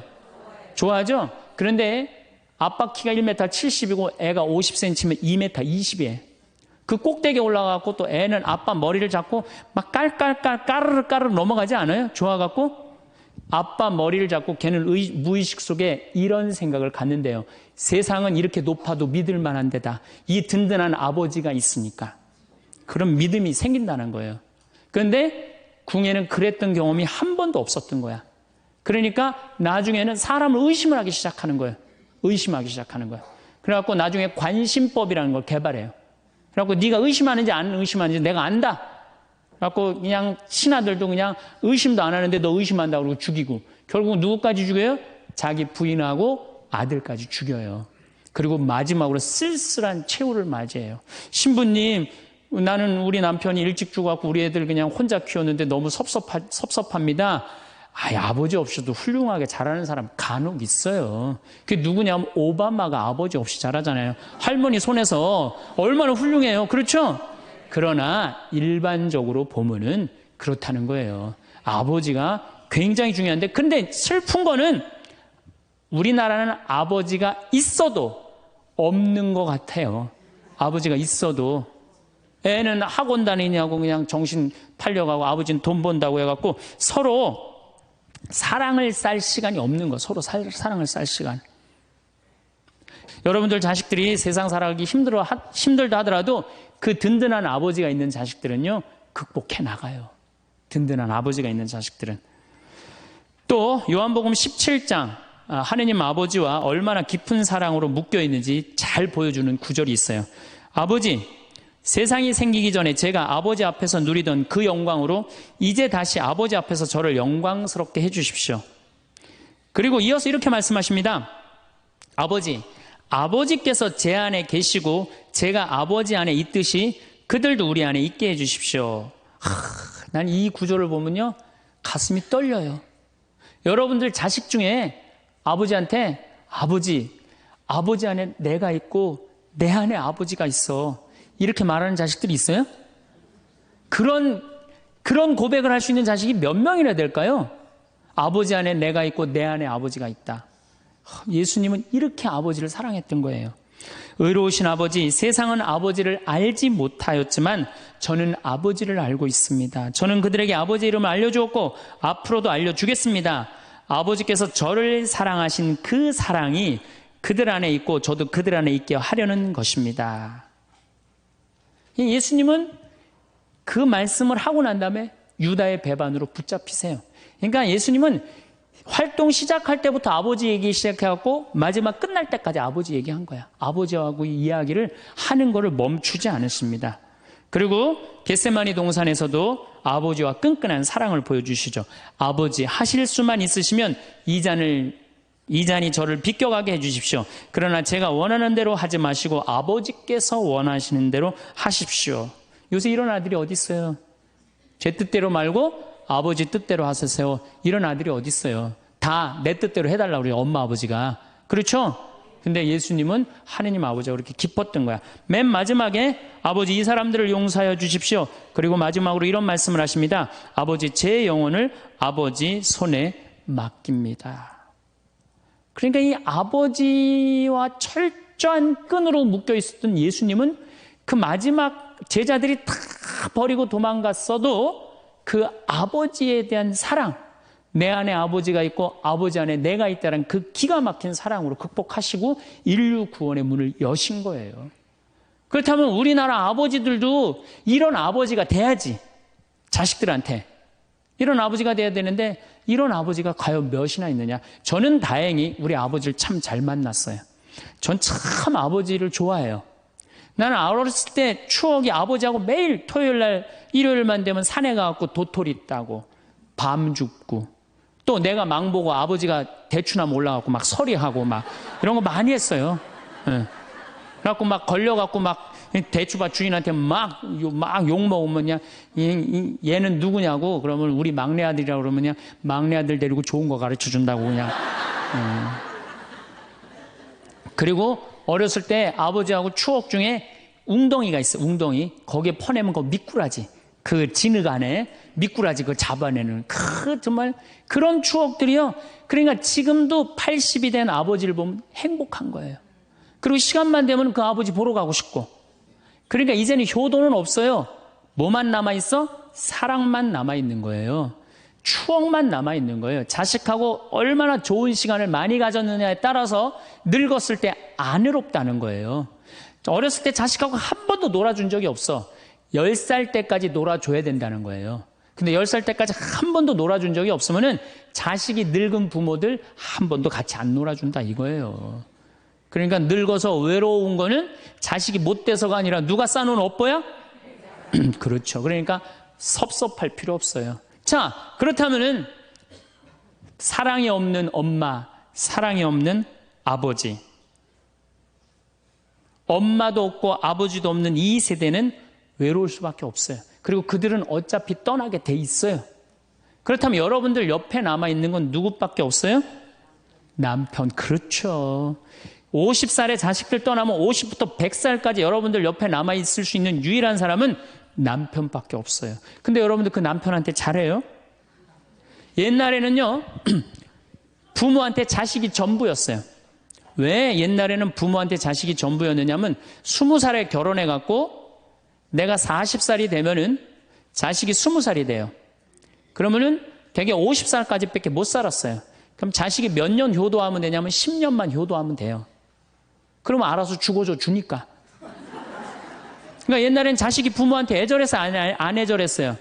애절했어요. 그리고 20살 먹은 아들이 왜 50살 먹은 부모한테 죽지 말라고 왜 그렇게 손가락 깨물어서 입에 단지해주고 허벅지 살 잘라갖고 울며 불며 죽지 말라고 그랬을까요? 20살 된 이 아들은 동생이 17살, 14살, 11살, 8살, 5살, 2살 동생이 줄줄이 있는 거야. 근데 엄마 아빠가 지금 죽으면 이거 누가 키워야 돼? 자기가 키워야 되니까 죽지 말라고 그러는 거예요. 죽어도 이거 누구까지 다 키우고 죽어? 막내까지 키우고 죽어라 이거야. 근데 만약에 우리 엄마 아버지가 막내까지 다 키웠다? 그러면 엄마 아버지 나이가 60이 되는 거예요. 그래서 60까지 산 부모한테 너무 고맙다고 차려준 잔치가 환갑잔치예요. 근데 이 환갑진갑 다 받아먹고 갈 생각을 해요, 안 해요? 안 하잖아요. 이게 큰 문제예요. 그러니까 자식이 모시다가 지치는 거예요. 그러니까 부모 60, 70부터는요 부모 관심 없어요. 그러면은 50 넘어서는 누가 옆에 있어요? 남편밖에 없어요. 여러분들 지금 우리나라 100살 이상이 몇 명이냐면 2,500명이에요. 100살 이상이. 90세 이상이 몇 명이냐면 9만 명이에요. 80세 이상은 몇 명이냐면 80만 명이에요. 70세 이상은 몇 명이냐면 240만 명이에요. 그러니까 이제 안 죽어. 안 죽어요. 여기 죄송하지만 60세 넘으신 분들 손 들어보세요. 손 들어 괜찮아요. 이게 문제라는 거예요, 이게. 자식은 이미 떠나 있고 50 넘었고 60 넘어갖고는 누가 옆에 있어요? 남편밖에 없어요. 그러면은 자식한테 잘해야 됩니까? 남편한테 잘해야 됩니까? 남편한테 잘해야 돼요. 우리나라는요 안사람 바깥사람 제도가 있어요. 그래갖고 안사람은 집에서 애 놓다 죽고 바깥사람 바깥에서 돈 벌다 죽었어요. 근데 이게 의술이 좋고 영양이 좋고 고생을 안 하다 보니까 바깥사람이 50이 넘어도 안 죽는 거야. 안 죽어갖고 직장에서 쫓겨나갖고 집안에 들어와서 안사람이 돼버려요. 딱 안방에 이제 들어앉아 있는 거죠. 예. 근데 집안에 들어와갖고 부인 일을 도와주면 좋은데 도와줘요, 안 도와줘요? 안 도와주고 그냥 할 일 없으니까 마누라 하는 일 챙겨내, 안 챙겨내요? 챙겨내죠? 이게 미치는 거지, 그때부터. 젊었을 때는 맛있는 거 차려놓고 여보 일찍 들어와. 그래도 생전 안 들어오더니 이제 50 넘어서는 굳이 집에 안 들어와도 되는데 때 따라 철 따라 집에 들어오네. 그러니까 여러분들이 자식들 품에 안하고 키울 때는 외로운지 몰라요. 그렇죠? 근데 자식 떠나고 나면은 체인징 파트너를 해요. 이쁜 자식은 떠나고 쭈글쭈글한 남편이 돌아오는 거야. 그런데 50부터 110살까지 살려면은 젊었을 때 같이 여행 다니는 추억도 있어야 되고 젊었을 때 사랑도 쌓여 있어야지 50 넘어갔고 100살까지 있고 추억 먹고 살 거 아니에요. 근데 그런 추억이 하나도 없어. 그 50 넘어갖고 와갖고 그냥 잔소리만 하고 그냥 그러면은 그 남편이 싫은 거예요. 그러니까 서로 한 집에 살지만은 각방 따로 쓰고 외롭게 사는 거죠. 그래도 여러분들은 괜찮아요. 여러분들은, 우리 신부들은요 진짜 불쌍해요. 생각을 해봐요. 20살에 신학교 들어갔어요. 그래서 30에 신부 돼요. 그래갖고 옛날엔 75세 은퇴였어요. 75세 은퇴? 75세는 그래도 괜찮았어요. 은퇴하고 그냥 거의 바로 이제 세상 떠나시니까 요즘 70세로 은퇴가 내려왔어요. 그리고 이제 65세로 내린대요. 65세 은퇴해도 된다. 이렇게 내린대. 왜? 서울교구 우리 보좌 신부님들 뭐 10년, 12년, 13년 하잖아요. 그러니까 빨리 은퇴할 사람 빨리 하고 보좌들 빨리 본당 내보내야 되니까 빨리 은퇴해라 이거야. 그러면은 65세부터 은퇴해갖고 우리 부관장 신부는 110살까지 산단 말이야. 그러면은 20살에 신학교 들어가고 65세까지 45년 혼자 살아. 그래갖고 65세 은퇴하고 110살까지 또 혼자 살아. 45년, 90년 혼자 사는 거야. 그래서 나는 우리 신부님들 은퇴시키는 거 반대하는 신부예요. 65세 은퇴시켜갖고 다시 보좌 신부로 발령을 내라. 보좌 신부로 발령을 내갖고 아니 고해성사 듣게 하면 되잖아요. 아 얼마나 여러분들 속에 있는 얘기하고 싶은 거 많아요. 그렇죠? 아 그럼 고해성사 듣게 하고 또 굳이 신부님들 65세 넘어가고 강론 안 해도 돼요. 미사 없는 강론하게 하면 되잖아. 강론하라 그러면 또 헨소리 또 하고 헨소리 또 하고 그러실 수 있으니까 얼마나 좋아. 차라리 65세에 은퇴시킬 거면 아예 60에 은퇴를 시켜서 장가를 그냥 보내라. 늙어선 좀 안 해롭게. 농담이에요. 농담. 우리보다는 여러분들이 훨씬 덜 외롭다는 거예요. 그렇지 않아요? 여러분들 남편도 있고 자식도 있고 손자도 있잖아요. 그러면 그 소중한 사람들한테 사랑하면서 살아야지. 우린 사랑할 사람도 없는데 여러분 사랑할 사람이 있잖아요. 그럼 조금만 내가 잘하면 되는데 그게 안 되는 거예요. 우리나라 여자들이요. 이 세상이 너무너무 여자 살기 좋은 세상이 돼갖고 여자들이 지금 뭐가 뭔지도 모르고 살아요. 집에서 남편들, 여러분들 남편들이 200만 원, 300만 원 벌어갖고 돈 갖다 주잖아요. 여러분들 길 지나가다 보면은 여러분들 10,000원 주는 사람 있어요? 지나가는 남자가? 없죠? 남편은 200만 원, 300만 원 한 달 뼈 빠지게 갖고 갖다 주잖아요. 그럼 잘해줘야 될 거 아니야. 그렇지 않아요? 그것도 1, 2년 갖다 준 것도 아니고 20년, 30년 갖다 줬으면 잘해줘야 될 거 아니야. 근데 집에서 그런 기가 막힌 남편 왕대접 해줘요? 개 다음으로 대접은 개 다음으로. 집에 마누라 자식 먹여 살린다고 이마가 땅바닥에 닿도록 인사하고 다니는 거예요. 여러분들 남편들 나가면 그래요. 그럼 집에서 왕대접 해줘야 될 거 아니야. 집에서도 왕대접 못 받아. 직장에서도 왕대접 못 받아. 어디 가면 왕대접 받아요. 룸사롱 가면 왕대접 받아요. 룸사롱 가면은 막 그냥 가슴이 볼랑말랑한 옷 입고 그냥 여자들이 그냥 허벅지 뜯어진 치마 입고 그냥 머리도 그냥 생머리 싹 하고 그냥 사장님 오셨느냐고 그냥 팔짱도 끼고 그냥 술도 따라주고 그냥 또 그냥 안주 드시라고 그냥 땅콩 오징어 말아갖고 입에 막 넣어주고. 얼마나. 그러니까 30만 원, 40만 원 쓰는 게 안 아까운 거예요. 대한민국의 룸사롱으로 남자를 몰아내는 건 누가 몰아내는 거냐? 여자들이 난 몰아낸다고 생각해요. 여자들이. 마누라라는 게 아침에 출근할 때 보면 막 사자머리를 해갖고 막 귀신 눈을 해갖고 그냥 여보 다녀와 그냥 다녀오게 하고 난 다음에 다녀오라고 그래야지. 예쁘게 차려입고 문 입구에서 여보 다녀와. 그러면 내가 이렇게 이쁜 마누라 있는 집에 돌아와야 돼. 그런 마음으로 나가서 일할 거 아니에요. 사자머리 밥도 제대로 안 챙겨주고 그냥 다녀오라고 그러고. 또 대한민국 남자들은 또 착해요. 또 다녀오랜다고 저녁에 여보 나 다녀왔어. 예. 근데 아직도 그냥 사자머리를 하고 그냥 텔레비 보고 앉아있으면 어느 남자가 집에 들어가고 싶겠어요. 그렇지 않겠어요? 그래서요, 사람은요, 부부는요, 사는 맛이 있어야 돼요. 사는 맛이. 50이 넘으면요, 남자가 테스토스테론은 없고 에스트로겐만 있어요. 여성 호르몬이 자꾸 나와요. 그래서 성적인 능력이 사라져요. 성적인 능력이 사라지니까 50 넘은 남자들은 무슨 낙으로 사느냐면 먹는 낙으로 사는 거예요. 먹는 낙으로. 그냥 50만 되면 말하는 거 좋아하고 먹는 거 좋아한단 말이야. 근데 이 남자는 50이 넘으면 먹는 걸 좋아하는데 50이 넘은 여자는 이 세상에서 제일 하기 싫은 게 밥이야, 밥.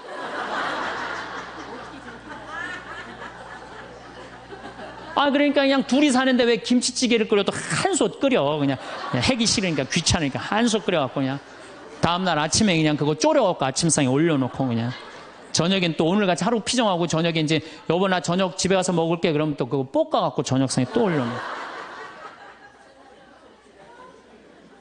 좀 회도 떠갖고 예?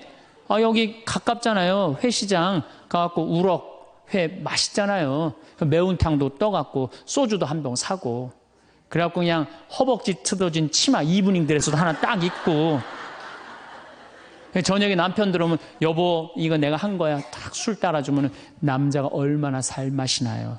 사는 맛 나지 않겠어요? 네, 좀 신선로도 좀 해갖고 탁 하고 짜장면도 좀 만들어주고 베트남 국수도 좀 해서 주고 요즘 뭐 또 순대 또 그냥 유명한 데 많잖아요. 전화하면 택배로 다 보내주잖아요. 순대도 탁 썰어갖고 그냥 간 썰어갖고 그냥 소주 한 잔 탁 하고 신부님 무슨 돈으로 그런 걸 합니까? 애 휴학시키고 자식은 무슨 자식이야. 지금 누구밖에 없어요? 부부밖에 없어요. 애 휴학시키고 그렇게 하세요. 신부님 난 휴학시킬 자식이 없는데 집 잡혀요. 나이 드신 분들은 은행에 가고 집 잡혀갖고 다 쓰세요. 자식 물려줄 생각하지 말고. 네. 그래야지 사는 맛으로 사는 거 아니에요. 그리고 부부는 사는 맛으로도 살아야지만 사는 멋으로도 살아야 돼. 사는 멋이 있다. 멋있게 살아야 될 거 아니에요. 근데 나는 제일 가슴 아픈 우리 자매님들이 어떤 분들이냐면은 자기를 꾸미지 않는 분들이에요. 이쁘게 좀 이쁜 옷도 사 입고 그래야 되는데 생전 자기가 무슨 군인이야? 집에 있어도 파마를 해도 꼭 철모 뒤집어 쓴 거 딱 1년 내내 풀어지지도 않는 거 쓰고 앉아갖고 그냥 생전 그냥 마누라라는 게 그냥 맵시 있는 옷 한 번 제대로 입지도 않고 그럼 남편이 사는 맛이 있어요? 사는 멋이 있어요? 좀 꾸며야죠, 본인이. 예쁜 옷도 좀 사서 입고, 좀 브릿지도 좀 넣었다가, 머리도 그냥 생머리도 했다가, 이쪽으로도 묶었다가, 저쪽으로도 묶었다가, 어느 날 좀 틀어도 올리고, 이래야지 그냥 남자가 사는 맛도 있고, 사는 멋도 있을 거 아니에요. 생전 그냥, 옷도 그냥, 신부님 맵시가 있어야지 옷을 사 입죠. 그러면 좀 살도 좀 빼시고 그냥 이건 벤지 엉덩이지 구분도 안 되는 그냥 몸매를 가지고 그냥 그러니까 그냥 몸빼바지만 계속 짚고 이 집에 있으면은 어느 남자가 집에서 가고 싶어요. 본인을 꾸미시라는 거예요. 그래서 남자는요 사는 맛도 있고 사는 멋도 있는 거 멋도 있어야 돼요. 그래서 예쁜 옷 남편도 좀 꾸며주고 남편도 좀 나비 넥타이도 좀 하고 남자가 50이 넘으면요 제가 지난 그 미국에 한번 강의를 갔는데 너무 멋있는 부부를 봤어요. 남편이 한 60쯤 돼 보이는데 식사를 같이 하려고 그러는데 남편이 살짝 머리가 벗겨졌더라고요. 근데 부인이 사각모를 탁 차에 하더라고요. 남편을 바깥에서 만났는데 딱 했는데 부인이 여보 이거 써 탁 씌워주는데 너무 멋있더라고요. 여러분들 앞 백화점에 가갖고 남편 좀 사각모도 좀 멋있는 거 좀 중절모도 멋있는 거 사서 탁 씌우면 얼마나 좋아. 그렇지 않아요? 옷도 이제 50이 넘으면요 단색을 입어야 돼요. 노란색을 입든지 초록색을 입든지 아니면 빨간색을 입든지 그래야지 좀 젊어 보이는데 이거는 그냥 김치국물 떨어져도 안 보이는 체크무늬 사서 입혀갖고 그냥 1년 내내 빨아주지도 않고 그냥 맛도 없고 멋도 없는 거죠. 그래서 좀 무슨 돈으로 애 휴학시키고 자식은 무슨 자식이에요. 여러분들 이제 50이 넘어가갖고요. 여러분들의 유일한 동반자는 누구밖에 없다? 남편밖에 없다. 그럼 남편한테 잘해줘야죠. 제가 여러분들한테 꼭 부탁하고 싶은 거는 옛날에 중세시대는요. 성제 집 다 팔아갖고 갔어요. 다 팔아서 그냥 예루살렘 가는 걸로 끝나는 거예요. 거기서 죽어도 여한이 없다고. 그러니까 여러분들도 예수님 어제 복음에 자케오 얘기 나왔죠? 그 예리고 얼마나 좋아요. 그리고 그냥 갈릴레아도 좀 호수도 가보고 얼마나 좋아요. 신부님 무슨 돈으로? 휴학시키고 그 돈이면 충분해요. 한번 갔다 오면은요, 신앙이 틀려지거든요. 성주순례도 가고. 제가 지난 9월인가, 작년 9월에 성주순례를 한 40분 하고 갔다 왔는데, 어떤 형제님이, 70 먹은 형제님이 기가 막힌 말씀을 하시더라고요. 무슨 말씀을 하시냐면은, 내 강의를 듣고 집을 잡혀서 왔대요. 근데 가만히 생각을 해보니까, 집은 은행에 잡히면 대출을 해준대요. 은행에 잡히면 대출해주잖아요. 근데 나이는 대출해주는 데가 아무 데도 없대요. 여러분들 누가 나이 대출해줘? 한 살이라도 더 먹기 전에, 다리에 힘 풀리기 전에 갔다 오셔요. 그리고 내가 성주순례를 가면은 너무 행복해하는 거, 자매님들이. 그래갖고 나는 은혜 받아갖고 성제 갖고 그냥 성령을 충만히 받아갖고 10일 동안 저렇게 행복하고 그냥 은총에 그냥 가득한 줄 알았더니 12일 동안 밥을 안 하잖아, 밥을.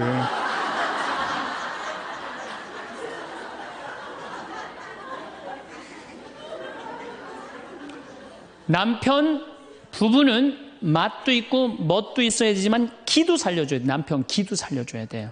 아니 50이 넘어갖고 남편 기 살려줄 사람이 직장에서 기가 살겠어요? 사회에서 기가 살겠어요? 본인이 기가 살겠어요? 유일하게 기 살려줄 수 있는 사람은 누구밖에 없어요? 부인밖에 없어요. 부부가 50이 넘으면요, 자식들 떠나고 둘만 덩그랗게 집에 남아서 50년을 같이 살아야 돼요. 말을 정말로 남편 즐거운 말, 남편 좋은 말, 우리 남편 아직도 알통 튼튼하다. 우리 남편 아직도 어깨가 그냥 대유평 평야 같다. 이런 말 해주는 게 중요한 거예요. 그런데 그냥 말을 진짜 못해. 내가 2000년 역사상 말 진짜 못하는 놈 한 놈 알고 있어요. 어떤 놈 진짜 말 못하느냐면은 십자가상 예수님 십자가 위에 매달렸을 때 왼편의 강도. 진짜 말 못하는 놈이에요, 그 놈. 이제 십자가 매달렸어. 너무 아파. 자기도 이제 죽기 일보 직전이고 옆에 구세주라는 사람도 옆에 있단 말이야. 그냥 이 사람이 막 분이 치밀었나 봐요. 야, 네가 무슨 구세주냐? 네가 구세주라면 너도 살리고 나도 살려봐라. 너도 죽는 주제에 무슨 구세주냐? 막 욕을 해댄 거예요. 그러니까 예수님이 그냥 매달려갖고 아파 죽겠는데 이놈이 이상한 소리 하니까 대꾸도 안 해요. 대꾸도 안 해. 성서 보면은 그냥 가만히 계세요. 근데 내가 2000년 역사상 진짜 말 잘하는 사람 한 사람 알고 있어요. 그게 누구냐면 오른편 강도예요. 얼마나 말을 잘하느냐면은 그렇게 얘기를 하니까 이 왼편에 있는 강도를 혼내요. 야, 이놈아, 니놈하고 나는 죽어도 싸. 강도 짓을 했으니까. 근데 저분이야말로 무슨 죄가 있어. 가난한 사람, 병든 사람 함께 해주고 인간 사랑하신 분인데, 그리고 이 강도가 한마디 해요. 주님, 마지막 날에 저를 기억해 주십시오. 그러니까 그냥 예수님이 왼편에 있는 놈한테 대답도 안 하던 예수님이 그렇게 아파도 오른편에 있는 강도한테 한마디 해요. 너야말로 오늘 나와 낙원에 들 것이다. 이 말 한마디 잘한 바람에 그냥 예수님하고 1호로 천당에 올라간 사람 아니야. 그렇지 않아요? 루카복음 23장에 나오는 얘기예요. 루카복음에. 그러니까 여러분들 남편 칭찬을 해주세요. 남편. 얼마 전에 제가 우리 동창 신부 아버님이 돌아가셔서 장례미사를 갔는데 마침 그날 어떤 동탄에 있는 본당 총회장님이 은퇴 신부님 10분을 초대해갖고 식사, 보고 초대를 했어요. 부인이 보고 요리를 할 줄 알아갖고. 그래갖고 이제 그 집에 가고 보고를 먹는데, 신부님들, 은퇴 신부님들 보니까 머리가 다 벗겨진 거야, 다. 머리가 다 벗겨져갖고 있더라고요. 근데 내가 그날 마침 이제 장례미사를 해갖고 우리 주교님을 뵀는데, 우리 주교님은 그래도 머리가 많이 나셔갖고 모자를 앞에다 쓰신 거야. 그래갖고 참 보기가 좋더라고요. 주교님이 아주 얼굴이 하얀이 선비같이 생기셨거든요. 그래서 내가 저녁 먹으면서 신부님들은 이렇게 머리가 벗겨졌는데 우리 주교님은 아직도 머리가 나셔갖고 모자를 앞에다 쓰는데 참 보기 좋더라고. 그랬더니 은퇴 신부님 10분이 황 신부 주교님한테 가갖고 샴푸 뭐 쓰는지 좀 알아봐 달라고 막 그러더라고요. 그런데 우리 식사를 한 총회장님, 그 동탄의 총회장님이 신부님, 저는 40부터 머리가 완전히 벗겨졌는데 한 번도 머리 벗겨진 것 때문에 스트레스 받은 적이 없다는 거예요. 그게 무슨 소리냐? 그랬더니 자기 부인이 40에 본당 사목 임원이었는데 사목회를 하고 집에 들어오면 막 짜증을 내고 들어온대요. 그 문을 열고 딱 한다는 부인이 첫 입을 열어서 하는 소리가 답답해 죽을 뻔했다고. 아, 여보, 사모케이가 그렇게 답답해? 그러면, 그 부인이 그런데, 여보, 나는 사모케이를 하는데 60이 먹은 그 본당의 회장님들이 머리가 빽빽하게 꽉 차 있으면은 그 머리를 보고 회의를 하면 가슴이 답답하다는 거야. 그리고 이제 자기 남편을 보고 머리가 완전히 대머리인 남편을 보고 한마디 한대요. 이제야 가슴이 뻥 뚫린다고. 이게 얼마나 남편을 기를 살려주는 말이에요. 그렇지 않아요? 그러니까 여자는 맛도 있고 멋도 있고 누구 기도 살려줘? 남편 기도 살려줘야 되는 거예요. 부처님은요 7종류의 아내가 있다고 그래요. 첫째, 남편을 죽이는 아내가 있대요. 더러운 마음을 가지고 남편에 대한 사랑이 없고 남편을 업신여기는 아내. 아내가 권력이 세면 남편이 모든 것을 참고 침묵하기 때문에 그 참느냐고 빨리 죽는데요. 남편을 죽이는 아내가 있대요. 두 번째는 도둑과 같은 아내가 있대. 남편이 힘들게 돈 벌어 갖고 오면은 그거 그냥 막 써갖고 그냥 살림살이 엉망으로 하는 아내. 도둑과 같은 아내. 셋째, 주인과 같은 아내. 주인 행세하는 거죠. 그래갖고 그냥 자기는 일 안 하고 남편 막 시키는 주인과 같은 아내가 있고. 그 다음에 네 번째는 어머니와 같은 아내가 있대요. 항상 남편을 사랑하며 자식 대하는 것처럼 남편을 보호해주는 아내가 있대요. 그 다음에 누이 동생과 같은 아내. 남편을 섬기기를 다하고 자매와 같은 귀여움을 떨고 애교를 떠는 그런 누이 동생과 같은 오빠 하면서 그런 아내가 있다는 거예요. 그 다음에 친구 같은 아내가 있다는 거예요. 직장에서 마치고 피곤해서 돌아오면은 남편을 반가이 맞이해주고 술 한잔을 하면서 하루를 이야기를 나누는 친구 같은 아내. 그 다음에 이건 시대에 좀 안 맞지만은 종과 같은 아내, 남편을 극진히 섬기는 아내가 있다는 거예요. 여러분들은 7번째 중에 몇 번째에 들어가세요?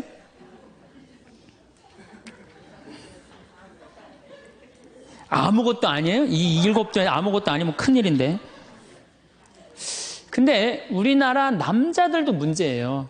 사실은 이 부인한테 참 잘해야 되거든요. 자기 믿고 따라온 사람이 얼마나 귀하게 해야 돼. 근데 우리나라 남자들 참 부인한테 말 못해요.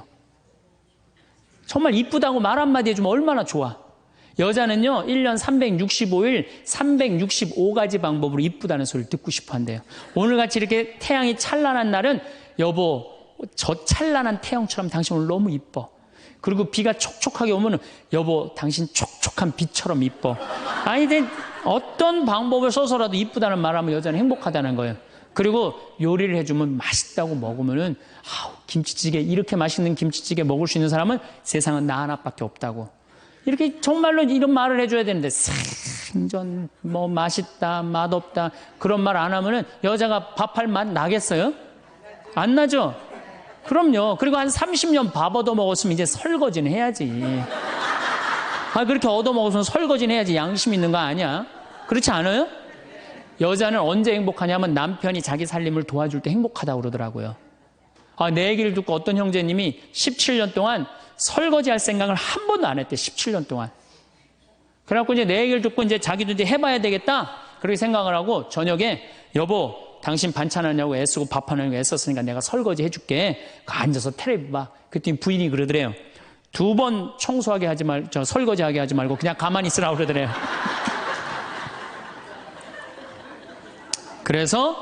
그래서 이 남편이 그랬대요. 아니야, 내가 오늘 해보고 싶어서 그래. 그리고 설거지를 했대요. 그리고 이제 그 형제는 미사해설하러 성당에 갔는데 메시지가 왔대요. 여보, 나는 오늘 당신이 한 설거지 지금 다시 하고 있어. 하지만은 오늘처럼 행복한 날은 없어. 17년 결혼 생활 중에 오늘처럼 행복한 날은 없어. 고마워. 내 살림살이를 도와줘서. 그 메시지를 형제님이 나한테 보냈어요. 신부님, 요 조그만 거 이렇게 행복할 수 있는데 내가 왜 이제까지 안 했는지 모르겠다고. 그러니까 우리 정말 부인한테, 정말로 자매님들한테 서비스 해줘야 돼. 이제는 서로를 사랑해야 돼요. 서로를 사랑하고 아껴줘야 돼요. 그러니까 여러분들 남편한테 잘하세요. 또 여기 있는 우리 형제님들 누구한테 잘해요? 그래도 나이 먹어갖고요. 여러분들 지금 신부님 난 도저히 우리 남편하고 못 살 거예요. 지금 바꿔봐야 거기서 거기에요. 지금 바꿔봐야. 자, 남자하고 여자하고 얼마나 서로를 이해를 못하느냐 하면은 남자는 하루에 2,000마디만 하면은 말 끝난대요. 근데 여자는 하루에 6,000마디를 해야 된대요. 그러니까 여자가 훨씬 말이 많은 거죠. 남자는 직장에 갔다 오면 할 말 끝난 거예요. 집에 할 말이 아무것도 없는 2,000마디 이미 다 했는데 할 말. 남자로 사람으로서 할 말 끝났는데. 뉴욕의 게리 머카스라는 교수가 이 통계를 냈어요. 그래갖고 여자는 이제 남자가 이제 남편이 이제 집에 들어올 때만 기다리는 거야. 뭐 이웃집 아줌마 얘기도 하고 싶고 본당시 뭐 욕도 하고 싶고 막 그래갖고 기다리고 있는데 남편이 들어와갖고 여보, 그 집 남편은 그렇게 힘들게 돈을 버는데 여자는 맨날 찜질방 다니고 그냥 밍크코트 입고 다니고 정신 나간 여자라고. 그럼 남편은 할 얘기가 없는 거야. 쓸데없는 소리 하지 말고 밥이나 내놓으라고. 그럼 여자는 미치는 거예요. 진짜 괜찮은 남자들은 어떤 남자들이냐면은 그래 여보?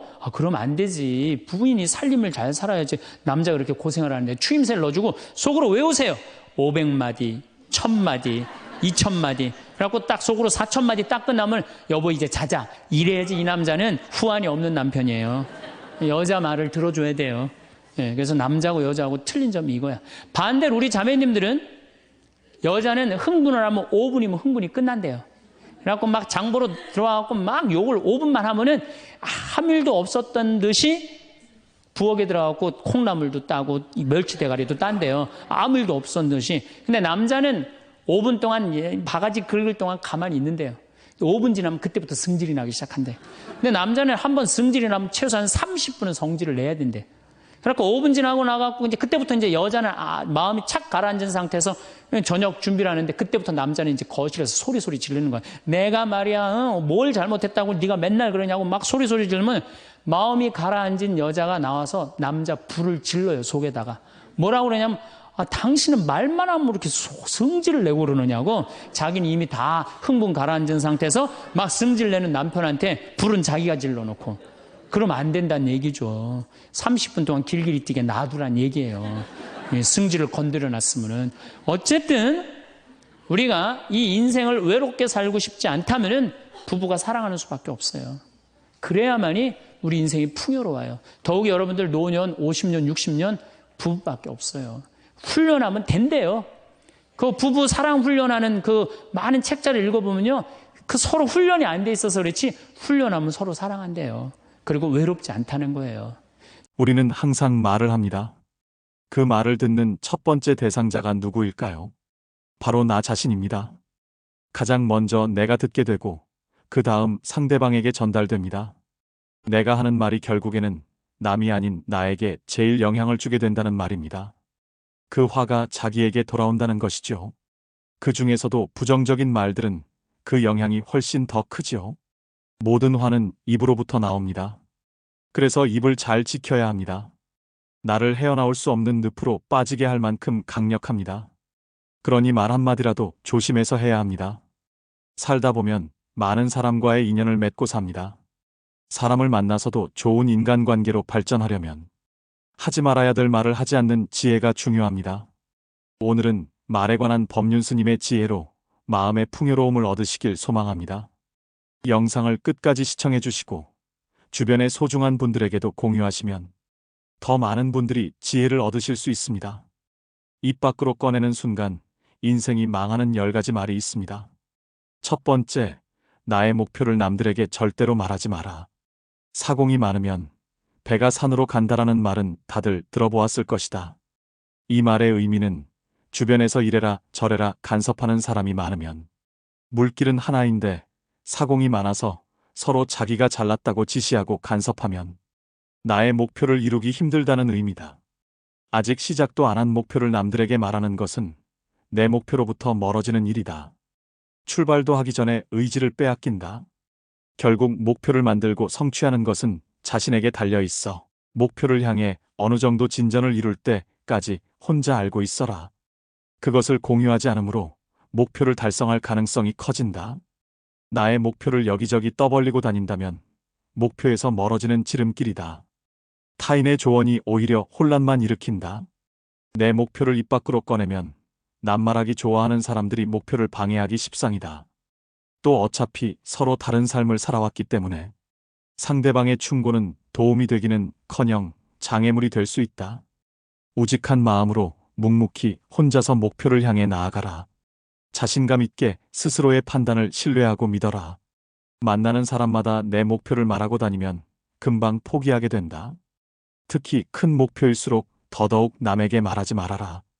분명한 것은 인생 항로를 명확하게 정했다면 그 목표가 지향하는 곳을 향해 거침없이 나아가야 한다는 것이다. 그 과정에서 가장 중요한 것은 스스로의 의지뿐이다. 나를 이해하지 못하는 사람들의 근거 없는 판단과 평가에 쓸데없이 발목을 잡힐 필요가 없다. 나에 대해 제일 잘 아는 사람은 나밖에 없다. 두 번째는 내 과거를 남들에게 말하지 마라. 말은 한 번 뱉으면 주워 담을 수 없다. 이미 뱉은 말은 살이 붙기 마련이다. 내가 한 번 내뱉은 말은 더 이상 비밀이 될 수 없다. 한 이불을 같이 쓰는 배우자에게도 과거의 비밀은 지켜야 한다. 나중에 관계가 안 좋아지면 내 비밀이 치부가 되고 발목이 잡힌다. 하물며 타인이야 말해 무엇하겠는가. 아직도 과거의 상처가 힘들고 아픈가. 그때 했던 선택이 후회되는가. 그만큼 마음 아프게 후회했으면 이제 그만 보내줄 때가 되었다. 그러니 괜히 다른 사람들에게 나의 아픈 과거를 말하지 마라. 물론 과거의 경험을 토대로 행복한 미래를 위해 노력하고 나아가는 건 중요하다. 지난날의 실수를 다시는 반복하지 않도록 더 좋은 방법을 찾는 것도 중요하다. 우리는 과거의 실수로부터 배워 삶을 더 의미 있고 풍요롭게 만들 수 있다. 그 과정에서 시행착오가 있더라도 이것이 우리 인간이 성장하는 방법이다. 그러니 아무리 절친한 친구나 배우자에게도 내 과거사를 절대로 말하지 마라. 겉으로는 진실되어 보이는 사람이어도 내 과거의 불행이 상대방에게는 위안이 될 수 있다. 이처럼 남의 고통을 자기의 위안으로 삼는 게 인간이다. 그들에게 말거리를 주지 마라. 세 번째는 다른 사람에게 나의 치부를 쉽게 말하지 마라. 씁쓸하고 잔인하게도 인간은 타인의 약점을 통해 위안을 얻고 자신도 모르는 새에 은근히 즐긴다. 친할 때는 간이고 쓸개고 모두 다 줄 것처럼 하다가도 조금만 서운하면 쉽게 돌아서는 것이 갈대보다 잘 흔들리는 인간의 마음이다. 당장 처음에는 위로받을 수 있을지 몰라도 나중에는 그게 나의 약점이 된다. 아픈 손가락을 먼저 나서서 드러내는 순간 모두가 그곳을 찌를 것이다. 아프다고 하소연하는 버릇을 버려라. 아기는 늘 약한 곳을 노리며 아픈 곳만 찾아 돌아다닌다. 때문에 신중한 사람은 결코 자신의 상처를 쉽게 드러내지 않으며 개인적인 불행을 여기저기 발설하지도 않는다. 때로는 운명조차도 당신의 가장 아픈 상처를 찔러대며 즐거움을 느낀다. 그러니 아픈 것도 기쁜 것도 쉽게 드러내지 마라. 사람은 완벽하지 않아서 내 치부를 아는 사람이 말실수라도 하게 되면 그때는 더 이상 돌이킬 수가 없게 된다. 제발 부탁이지만 내가 한번 내뱉은 말은 더 이상 비밀이 될 수 없음을 기억해라. 말은 한 사람의 입에서 나와서 1000사람의 귀로 들어간다. 질병은 입을 쫓아 들어가고 화근은 입을 쫓아 나온다. 다른 사람에게 내 치부를 드러내기 전에 항상 신중하게 생각해라. 기분에 따라서 말실수를 범하는 행동은 삼가라. 어쩔 수 없이 치부를 얘기해야 할 때도 결코 전부를 드러낼 필요는 없다. 내 사생활을 모두 털어놓으면 순간은 후련해도 나중에는 꼭 후회한다. 네 번째는 나의 돈에 대해 자랑하지 마라. 얻는 게 있으면 잃는 게 있다. 인간은 다른 이가 나보다 더 많은 것을 가졌다는 이유만으로도 상처받는 존재다. 돈이 있다고 이야기하는 순간 시기 질투하는 친구들이 생긴다. 부자들도 있겠지만 대부분의 사람들은 하루하루 힘들게 살아가는 게 현실이다. 대부분은 살아남기 위해서 애쓰고 투쟁한다. 친구의 권유로 투자를 했다가 돈을 잃은 사람도 있고 퇴직금으로 받은 돈을 아들의 사업자금으로 썼다가 몽땅 잃어버리게 된 사람들도 있다. 돈 자랑도 아무나 하는 게 아니다. 드러난 돈이야 내가 자랑하지 않아도 남들이 다 안다. 또한 처음 만나는 사람 앞에서 돈 자랑으로 과시하는 것이 절대 다른 사람을 기선제압하는 좋은 방법이 아니다. 오히려 그런 사람은 만나면 돈 냄새가 진동을 해서 자신을 진정으로 도와줄 사람은 코를 막고 떠나가고 돈만 빼먹으려는 사람들만 호시탐탐 입맛을 다시며 우글거리게 된다. 정말 돈 자랑을 하고 싶다면 상대방에게 1%라도 베풀고 나서 자랑하고 항상 운이 좋았다고 말해라. 그 베푸는 돈도 아깝다면 친한 친구나 가족에게도 돈을 자랑할 생각은 하지 마라. 다섯 번째는 남들에게 절대로 생색내지 마라. 은혜를 베풀었으면 보답을 바라지 말고 남에게 주었으면 뒤에 후회하지 말아라. 입만 열면 자랑하고 생색내는 사람이 있다. 생색내는 사람과 같이 있을 때 피곤하고 스트레스를 받았던 경험이 다들 있었을 것이다. 불교에서는 보시라는 단어가 있다. 보시는 은혜를 많이 베푸는 것을 뜻한다. 내가 다른 사람들에게 베풀면 베풀수록 그 복은 몇 배로 나에게 크게 돌아온다. 내가 설령 그 복을 받지 못해도 내 자손에게라도 복이 가게 된다. 그런데 이런 복에도 조건이 하나 붙는다. 남에게 베풀었다면 생색내지 말고 베푼 일을 잊어버려야 한다는 것이다. 친구와 같이 밥과 술을 먹었는데 친구가 밥값을 놓고 와서 내가 밥값을 내야 할 때도 있을 것이다. 평소에 친구가 밥값을 놓고 온 적이 없었다면 생색내지 말고 하루는 그냥 내가 밥을 사주면 된다. 다른 사람에게 착한 일을 했더라도 자랑하지는 마라. 선행을 했다면 내 마음 안에서만 느끼며 굳이 타인에게 밝히지 않아도 된다. 내가 진실한 마음으로 착한 일을 했다면 그것만으로도 차고 넘치고 충분하다. 선행을 베푼 이후에는 남들에게 자랑하지 말고 내 행동의 의미를 느끼며 스스로에게 만족하라. 6번째는 남들에게 내 가족의 비밀을 말하지 마라. 나에게도 사연과 비밀이 많은 것처럼 부모 형제네 그리고 아들 딸에게도 꼭 지키고 싶은 비밀이 있다. 혹시 아이들의 일기장을 몰래 꺼내본 적이 있는가? 만약 그런 적이 있다면 앞으로는 절대 아이의 비밀을 몰래 알려 하지 마라. 자식의 사생활을 지켜주는 게 가족의 화목함을 위해 좋다. 현명하고 지혜로운 사람들은 아무리 가족이라고 해도 서로의 사생활과 생각을 존중해준다. 또 남에게 가족의 비밀을 공유하는 사람처럼 어리석은 사람은 없다. 자식의 일기장을 몰래 보고 잔소리 한 번 했더니 아이와 사이도 안 좋아지고 상황도 나빠진 경우가 많다. 모르는 게 약이다라는 말이 있다. 자녀가 어느 정도 성장했다면 알아도 모른 채 하고 타인에게는 더더욱 아예 비밀을 말하지 마라.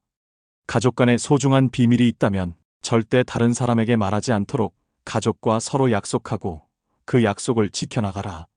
7번째, 나의 치명적인 약점은 절대로 말하지 마라. 주변 사람 10명에게 나의 깊은 약점을 이야기하면 앞에서는 모두 위로해주는 것처럼 보인다. 하지만 그중 8명은 뒤돌아서면 내 아픔을 이용해 본인들의 행복을 쟁취한다. 나의 치명적인 약점을 이야기하면 그 사람에겐 내 삶을 담보 잡히는 것이나 마찬가지다. 일단 입 밖으로 내뱉으면 주워 담을 수 없기 때문에 늘 조심해야 한다. 수다쟁이처럼 말을 많이 한다고 해서 사람들 사이에서 인기 있는 것은 아니다. 오히려 말실수 한 번으로 지금껏 내가 쌓아온 평판이 안 좋아질 수도 있다. 타인의 약점을 통해 위안을 얻고 즐기는 게 인간이다. 정말 치명적인 약점은 혼자의 노력으로 밖에 극복 불가능하다. 우정이 깊지 않은 사람과 깊은 대화를 나누지 말라. 내가 이 말을 해도 적절한가? 내가 후회하지 않을 것인가 하고 한 번 더 생각하라. 8번째, 나의 철학을 남들에게 이야기하지 마라. 모든 사람은 각자만의 신념과 철학을 가지고 있다. 100명에게 물어보면 100명 모두 다른 가치관을 가지고 있다. 내 신념이 나에게는 아무리 좋다 할지라도 다른 사람의 시각에선 이해할 수 없는 것일 수도 있다. 우리는 종종 자신의 경험과 가치관을 타인에게 적용하려는 경향이 있다. 이런 태도는 사람들이 본인과 비슷하게 생각하고 행동할 것이라는 착각에서 비롯된다. 나이가 들수록 사람들은 자신의 경험과 지식을 통해 억측에 의존하려는 경향이 있다. 하지만 이것은 갈등과 신뢰의 파괴를 초래한다. 따라서 나이가 들수록 내 철학을 남에게 강요하거나 설득하려 하지 마라. 사람은 쉽게 바뀌지 않는다. 내 마음 내 습관 하나 바꾸기 어려운데 남들이 내 뜻대로 바뀌기를 기대해서는 안 된다. 특히 부모님들께 부탁을 드리고 싶다. 자식 문제에 있어 부모의 생각을 강요하지 마라. 중학교 2학년을 지나온 부모님들은 자녀들이 부모님의 말에 정확히 반대로 행동하고 때로는 반항한다는 사실을 알고 있을 것이다. 강요해서 잘 풀리는 일이란 없다. 자녀를 위해 최선을 다하되 스스로의 철학은 혼자서만 소신 있게 지키는 게 좋다. 9번째, 친구의 비밀을 알게 되어도 또 다른 친구에게 말을 옮기지 마라.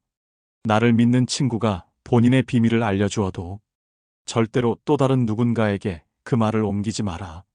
다른 사람들과 누군가에 대한 뒷담화를 같이 하게 되면 그 순간에는 그들과 유대감을 형성하고 있다고 느낄지라도 결정적인 순간에는 결국 서로를 의심하고 불신하게 된다. 친구의 단점과 허물을 쉽게 말하지 않는다. 친구의 비밀은 내 마음속에 있는 판도라의 상자 깊은 곳에 넣고 잊어버려라. 내 친구를 진정한 친구라고 생각한다면 제발 나라도 그 비밀을 지켜줘야 한다. 발 없는 말이 천리 간다는 말이 있다. 가벼운 내 입 때문에 소중한 친구를 잃게 된다면 그보다 슬프고 억울한 일은 없다. 입장을 바꿔 내가 절친한 친구 한 명에게만 약점을 털어놨는데 시간이 지나 모두가 내 약점을 안다고 생각해보자. 절친과의 신뢰와 우정이 깨질 뿐만 아니라 배신당했다는 생각에 밤잠을 설칠 것이다. 10번째, 나의 재능을 남들에게 섣불리 말하지 마라. 은퇴를 하고 연금을 받는 사람 중에 자신만의 능력으로 남들을 도와주며 마음이 풍요로운 노후를 보내는 분도 있다. 이들은 참으로 멋진 분들이다. 하지만 어떤 분야에서 특별한 재능이 있다고 굳이 떠벌리고 다닐 필요는 없다. 시기 질투가 많은 사람들에게는 오히려 나의 선의와 선행이 안 좋게 보일 수도 있다. 힘든 상황에 있는 사람을 발견한다면 많은 말 대신에 그냥 조용히 가서 도와주는 것이 좋다. 간섭하는 대신 직접적인 도움을 주면 상대는 크게 감동할 것이다. 정말 필요한 사람에게 도움을 주었기 때문에 시기 질투를 받을 일도 없다. 이에 더해 내가 뿌듯함을 느끼게 되는 것은 말할 필요도 없다. 재능으로 남들에게 기꺼이 도움을 주었다면 다른 사람들에게 알리고 다니지 마라. 겸손한 마음가짐으로 잊어버려라. 재능을 말하고 다니면 안 되는 한 가지 이유가 더 있다. 내 능력을 사람들에게 말하고 다니면 주위에 시간을 내달라는 사람이 많아진다. 이제 우리는 청년이 아니기 때문에 늙은 몸을 아껴가며 사용하는 것이 내 자식들에게 도움이 된다는 사실을 잊지 마라. 이제는 우리 아이들에게 재산이나 건물을 물려주는 것보다 내가 건강하게 노후를 보내는 것이 오히려 돕는 길이다. 오늘 지혜의 말씀 어떠셨나요? 법륜스님은 현명한 인간관계를 위해 10가지의 말을 입 밖에 내지 말라고 하십니다. 첫 번째, 내 과거를 남들에게 말하지 마라. 두 번째, 다른 사람에게 나의 치부를 쉽게 말하지 마라. 세 번째, 나의 돈에 대해 자랑하지 마라. 네 번째, 나의 목표를 남들에게 절대로 말하지 마라. 다섯 번째, 남들에게 절대로 생색내지 마라. 여섯 번째, 남들에게 내 가족의 비밀을 말하지 마라. 일곱 번째, 나의 치명적인 약점은 절대로 말하지 마라. 여덟 번째, 나만의 철학을 남들에게 이야기하지 마라. 아홉 번째, 친구의 비밀을 알게 되어도 또 다른 친구에게 말을 옮기지 마라. 열 번째, 나의 재능을 남들에게 섣불리 말하지 마라. 자랑은 인간이라면 누구나 가진 인정 욕구의 발현입니다. 누구나 자신의 성취나 소유를 주변 사람들과 공유하고 싶어 하고 자신을 더욱 가치 있게 보이길 바랍니다. 과하면 흉하지만 적당한 수준의 상호 인정 품앗이는 사회적 윤활유로 기능하지요. 하지만 하면 할수록 손해보는 자랑도 있는데요. 그래서 오늘은 우리가 무심코 내뱉은 자랑 한마디가 노후의 인간관계를 어떻게 파괴하고 정신 건강을 해치며 결국에는 노년의 고독으로 이어지는지 이야기해 보겠습니다. 아무리 가까운 사이라고 하더라도 절대 자랑하면 안 되는 5가지 살펴보겠습니다. 첫 번째는 돈 자랑입니다. 제가 60년 넘게 살아오면서 깨달은 것이 있습니다. 돈 자랑에 좋은 결과를 본 사람을 단 한 명도 보지 못했다는 것입니다. 오히려 돈 자랑 때문에 평생 모은 재산을 잃고 친구, 가족 간의 신뢰마저 무너지는 것을 수없이 보아왔습니다. 진정으로 부자인 사람들은 결코 돈 자랑을 하지 않습니다. 그들은 경험을 통해 깨달았기 때문입니다. 돈이 있다는 말이 새어나가는 순간 삶이 어떻게 변하는지를 말이죠. 한번 생각해 보세요. 당신이 돈이 있다고 말했을 때 어떤 일이 벌어질까요? 처음에는 참 대단하시네요. 성공하셨네요 하며 치켜세우는 말을 해줍니다. 하지만 곧 연락이 옵니다. 좋은 투자처가 있어요 라는 달콤한 말로 시작해서 급전이 필요해요 라며 손을 벌리는 지인들까지 처음에는 적은 금액으로 시작합니다. 하지만 한번 돈을 빌려주기 시작하면 그 관계는 이전으로 돌아갈 수 없죠. 돈을 갚지 못하는 순간 여러분은 그 사람과의 관계마저 잃게 될 것입니다. 또 우리는 우리가 아는 사람들에게 더 강한 질투를 느끼게 됩니다. 예를 들어 삼성전자 이재용 회장이 한 달에 약 10억을 번다고 했을 때 질투를 느끼시나요? 대부분은 질투를 느끼지 않으시죠? 왜냐하면 우리와는 너무 다른 세상의 이야기라고 생각하기 때문입니다. 하지만 이런 경우는 어떤가요? 혹여나와 별다를 바 없이 살던 지인이 갑자기 부동산 투자로 대박 났다며 외제차를 타고 다니고 씀씀이가 달라졌다고 생각해 보세요. 자랑이 아닌 그저 사실을 말했을 뿐인데도 왠지 모르게 배가 아프고 심지어 이제는 그 동기가 미워 보이기까지 합니다. 재수 좋은 놈, 뭐가 잘나서 저렇게 잘 살까? 하며 미칠 노릇입니다. 현명한 사람은 침묵 속에서 재산을 불리고 어리석은 사람은 자랑 속에서 재산을 잃습니다. 그래도 내가 열심히 떳떳하게 번 돈인데 자랑 좀 하면 어때라며 반문하실 수도 있겠지요. 그래도 꼭 자랑하고 싶다면 한 가지 방법이 있습니다. 자랑한 만큼 돈을 쓰며 베풀어 주는 겁니다. 맛있는 식사도 대접하고 여행 경비도 보태주는 식으로 말이죠. 물론 그래도 그래, 돈 많은 네가 당연히 내야지 하는 마음을 갖는 게 인간의 신보입니다. 세상에서 사람을 가장 크게 상처 입히는 세 가지가 있다고 합니다. 번민과 말다툼, 그리고 텅 빈 지갑. 그 중에서 텅 빈 지갑이 가장 크게 사람을 상처 입힙니다. 인간은 다른 이가 나보다 더 많은 것을 가졌다는 이유만으로도 상처받는 존재인데요. 나보다 돈이 적으면 무시하고 많으면 질투하는 게 인간의 본능입니다. 돈 자랑도 아무나 하는 게 아닙니다. 그렇기에 아무리 친한 친구나 가족이라도 내가 가진 돈에 대한 이야기는 절대 하지 않는 게 품위를 지키는 방법입니다. 두 번째, 자식 자랑입니다. 부모로서 자식을 자랑하고 싶은 마음은 충분히 이해가 됩니다. 아이들이 잘 자라고 성취를 이루는 모습을 보면 부모로서 기쁨과 자부심을 느끼는 것도 당연합니다. 하지만 자식 자랑할 것이 많은 사람도 있겠지만 대부분은 다들 자식 때문에 한두 가지 걱정거리가 있기 마련입니다. 아무리 못난 부모라도 자식은 수십 년간 공들여서 눈물과 정성으로 키워낸 귀한 존재입니다. 그러니 아무리 내 자식이 잘나고 성공했더라도 그 마음에 소금을 뿌리는 일을 해서는 안 됩니다. 내겐 기쁜 일이 누군가에겐 비교와 열등감을 불러오는 무기가 될 수 있습니다. 특히 자녀에 대한 자랑은 부모의 자부심을 넘어 듣는 사람의 상황과 감정을 무시하는 결과를 낳기도 합니다. 공감이 없는 자랑은 결국 관계를 무너뜨리는 독이 될 뿐입니다. 이 세상에 자식 걱정 안 해본 부모가 어디 있으며 내 마음대로 되지 않는 자식 때문에 눈물 흘려보지 않은 부모가 어디 있을까요? 옛사람들이 부모는 자식 자랑하지 말고 자식은 부모 흉보지 말라고 한 것은 다 이유가 있었던 것입니다. 더 중요한 것은 자식에게 미치는 영향입니다. 자식 자랑 배틀에서 이겨봤자 우리 아이들은 아무것도 배우지 못합니다. 남 앞에서만 실컷 자랑할 뿐 정작 가족 안에서 충분한 칭찬과 인정을 받지 못하는 아이의 자존감은 한없이 추락할 수밖에 없죠. 심지어 다른 사람을 존중하는 태도, 친구의 기쁨을 함께 기뻐해 줄 수 있는 자세 등 세상을 살아가면서 익혀야 하는 덕목들을 하나도 배우지 못하게 됩니다. 오히려 남을 뭉개고 자신을 과시하는 방법만 알게 될 뿐입니다. 세 번째, 건강 자랑입니다. 모임에서 시작된 일이었어요. 한 분이 나는 하루만 보는 기본이야 하면 다른 분이 딴 이틀에 한 번씩 등산가 하면서 경쟁이 시작됐죠. 그러다 결국 83세 박경호님은 눈시울을 붉히며 말씀하셨습니다. 우리 친구가 그러다 쓰러졌어요. 무리하게 운동하다가 자존심 때문에 힘들다는 말도 못하고 지금은 병원 신세를 지고 있어요.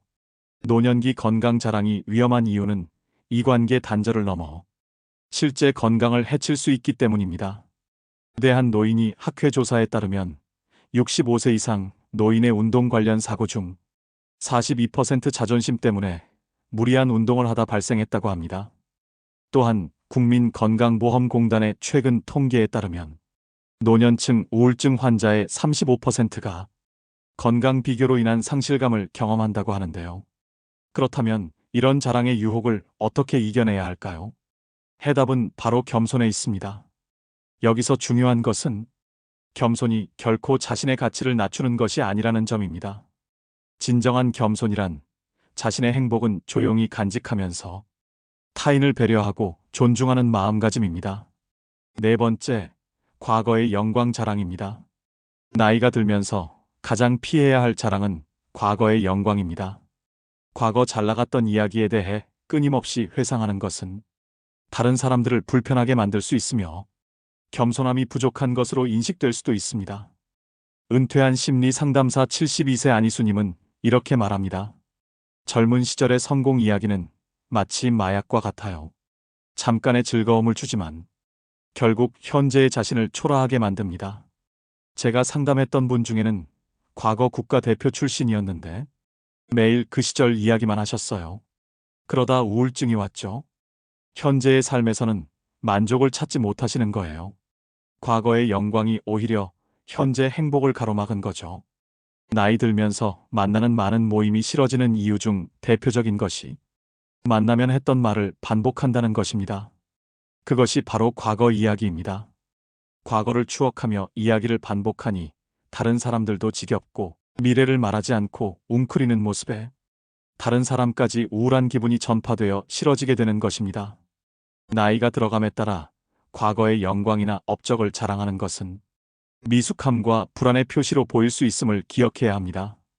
반면 과거의 영광을 이야기하는 것이 성숙한 태도로 인식되기 위해서는 자신의 경험과 성취를 타인에게 공유하면서도 현재의 삶을 존중하는 태도가 중요합니다. 더불어 자신의 과거의 경험을 토대로 새로운 가능성과 목표를 제시하면서 타인과 함께 공감하고 나누는 태도가 성숙한 태도로 인식될 수 있습니다. 과거의 경험을 다른 사람들을 돕기 위해 어떻게 사용할 수 있는지에 초점을 맞추는 것도 좋습니다. 다섯 번째, 인맥 자랑입니다. 인맥을 자랑하는 것은 나의 가치를 증명하고 얼마나 성공했는지 보여주는 척도로 여겨지기도 합니다. 그러나 나이가 들면서 인맥을 자랑하는 것은 미성숙함과 불안으로 보일 위험이 있습니다. 인맥으로 자존심을 세우려는 사람, 인맥 말고 딱히 내세울 게 없는 사람, 의미 있는 관계가 없는 사람이란 인상을 줄 수 있기 때문입니다. 인맥을 쌓은 것은 칭찬할 일이지만 그것을 자신의 가치를 인정받거나 지위를 과시하는 수단으로 사용해서는 안 됩니다. 너무 자주 자신의 인맥을 언급하거나 자신의 성과를 과장하는 것도 미성숙하게 느껴질 수 있습니다. 오히려 인맥을 자랑할 수 사람들은 이렇게 느낍니다. 저 사람은 자신의 힘으로 빛날 자신이 없으니 다른 사람의 이름 뒤에 숨는구나. 진짜 관계는 자랑하지 않아도 자연스럽게 드러납니다. 진정으로 가치 있는 사람은 인맥이 아니라 자신의 행동과 진심으로 사람들의 마음을 얻습니다. 율곡 이인은 말했습니다. 타인의 빛을 빌려 자신을 꾸미는 이는 결국 그림자에 갇힌다. 진짜 빛나는 사람은 주변의 인맥이 아니라 자신의 노력과 태도로 인정받는 사람입니다. 인맥 자랑이 하고 싶다면 혀를 꽉 깨물며 참아보세요. 대신 여러분의 장점과 성과로 대화를 채워보세요. 진정한 품격은 타인의 이름이 아닌 자신의 행동과 진심 속에서 빛납니다. 나이가 들수록 돈, 자녀, 인맥, 과거의 영광을 자랑하는 것은 그렇게 자랑할 일이 아님을 기억해야 합니다. 과거에 연연하지 않고 현재에 집중하며 미래를 내다보는 자세가 중요합니다. 나이가 들어감에 따라 우리의 가치는 지속적인 성장, 인생 경험을 통해 얻은 지혜, 주변 사람들의 삶에 미치는 긍정적인 영향에 있습니다. 겸손하고 열린 마음으로 삶에 접근하면 이 5가지 영역에 대한 자랑을 피하고 다른 사람들과 의미 있는 관계를 구축하는 데 집중할 수 있습니다. 이러한 태도를 통해 우리는 다른 사람들로부터 계속 배우고 시야를 넓히며 커뮤니티에도 긍정적으로 기여할 수 있을 것입니다.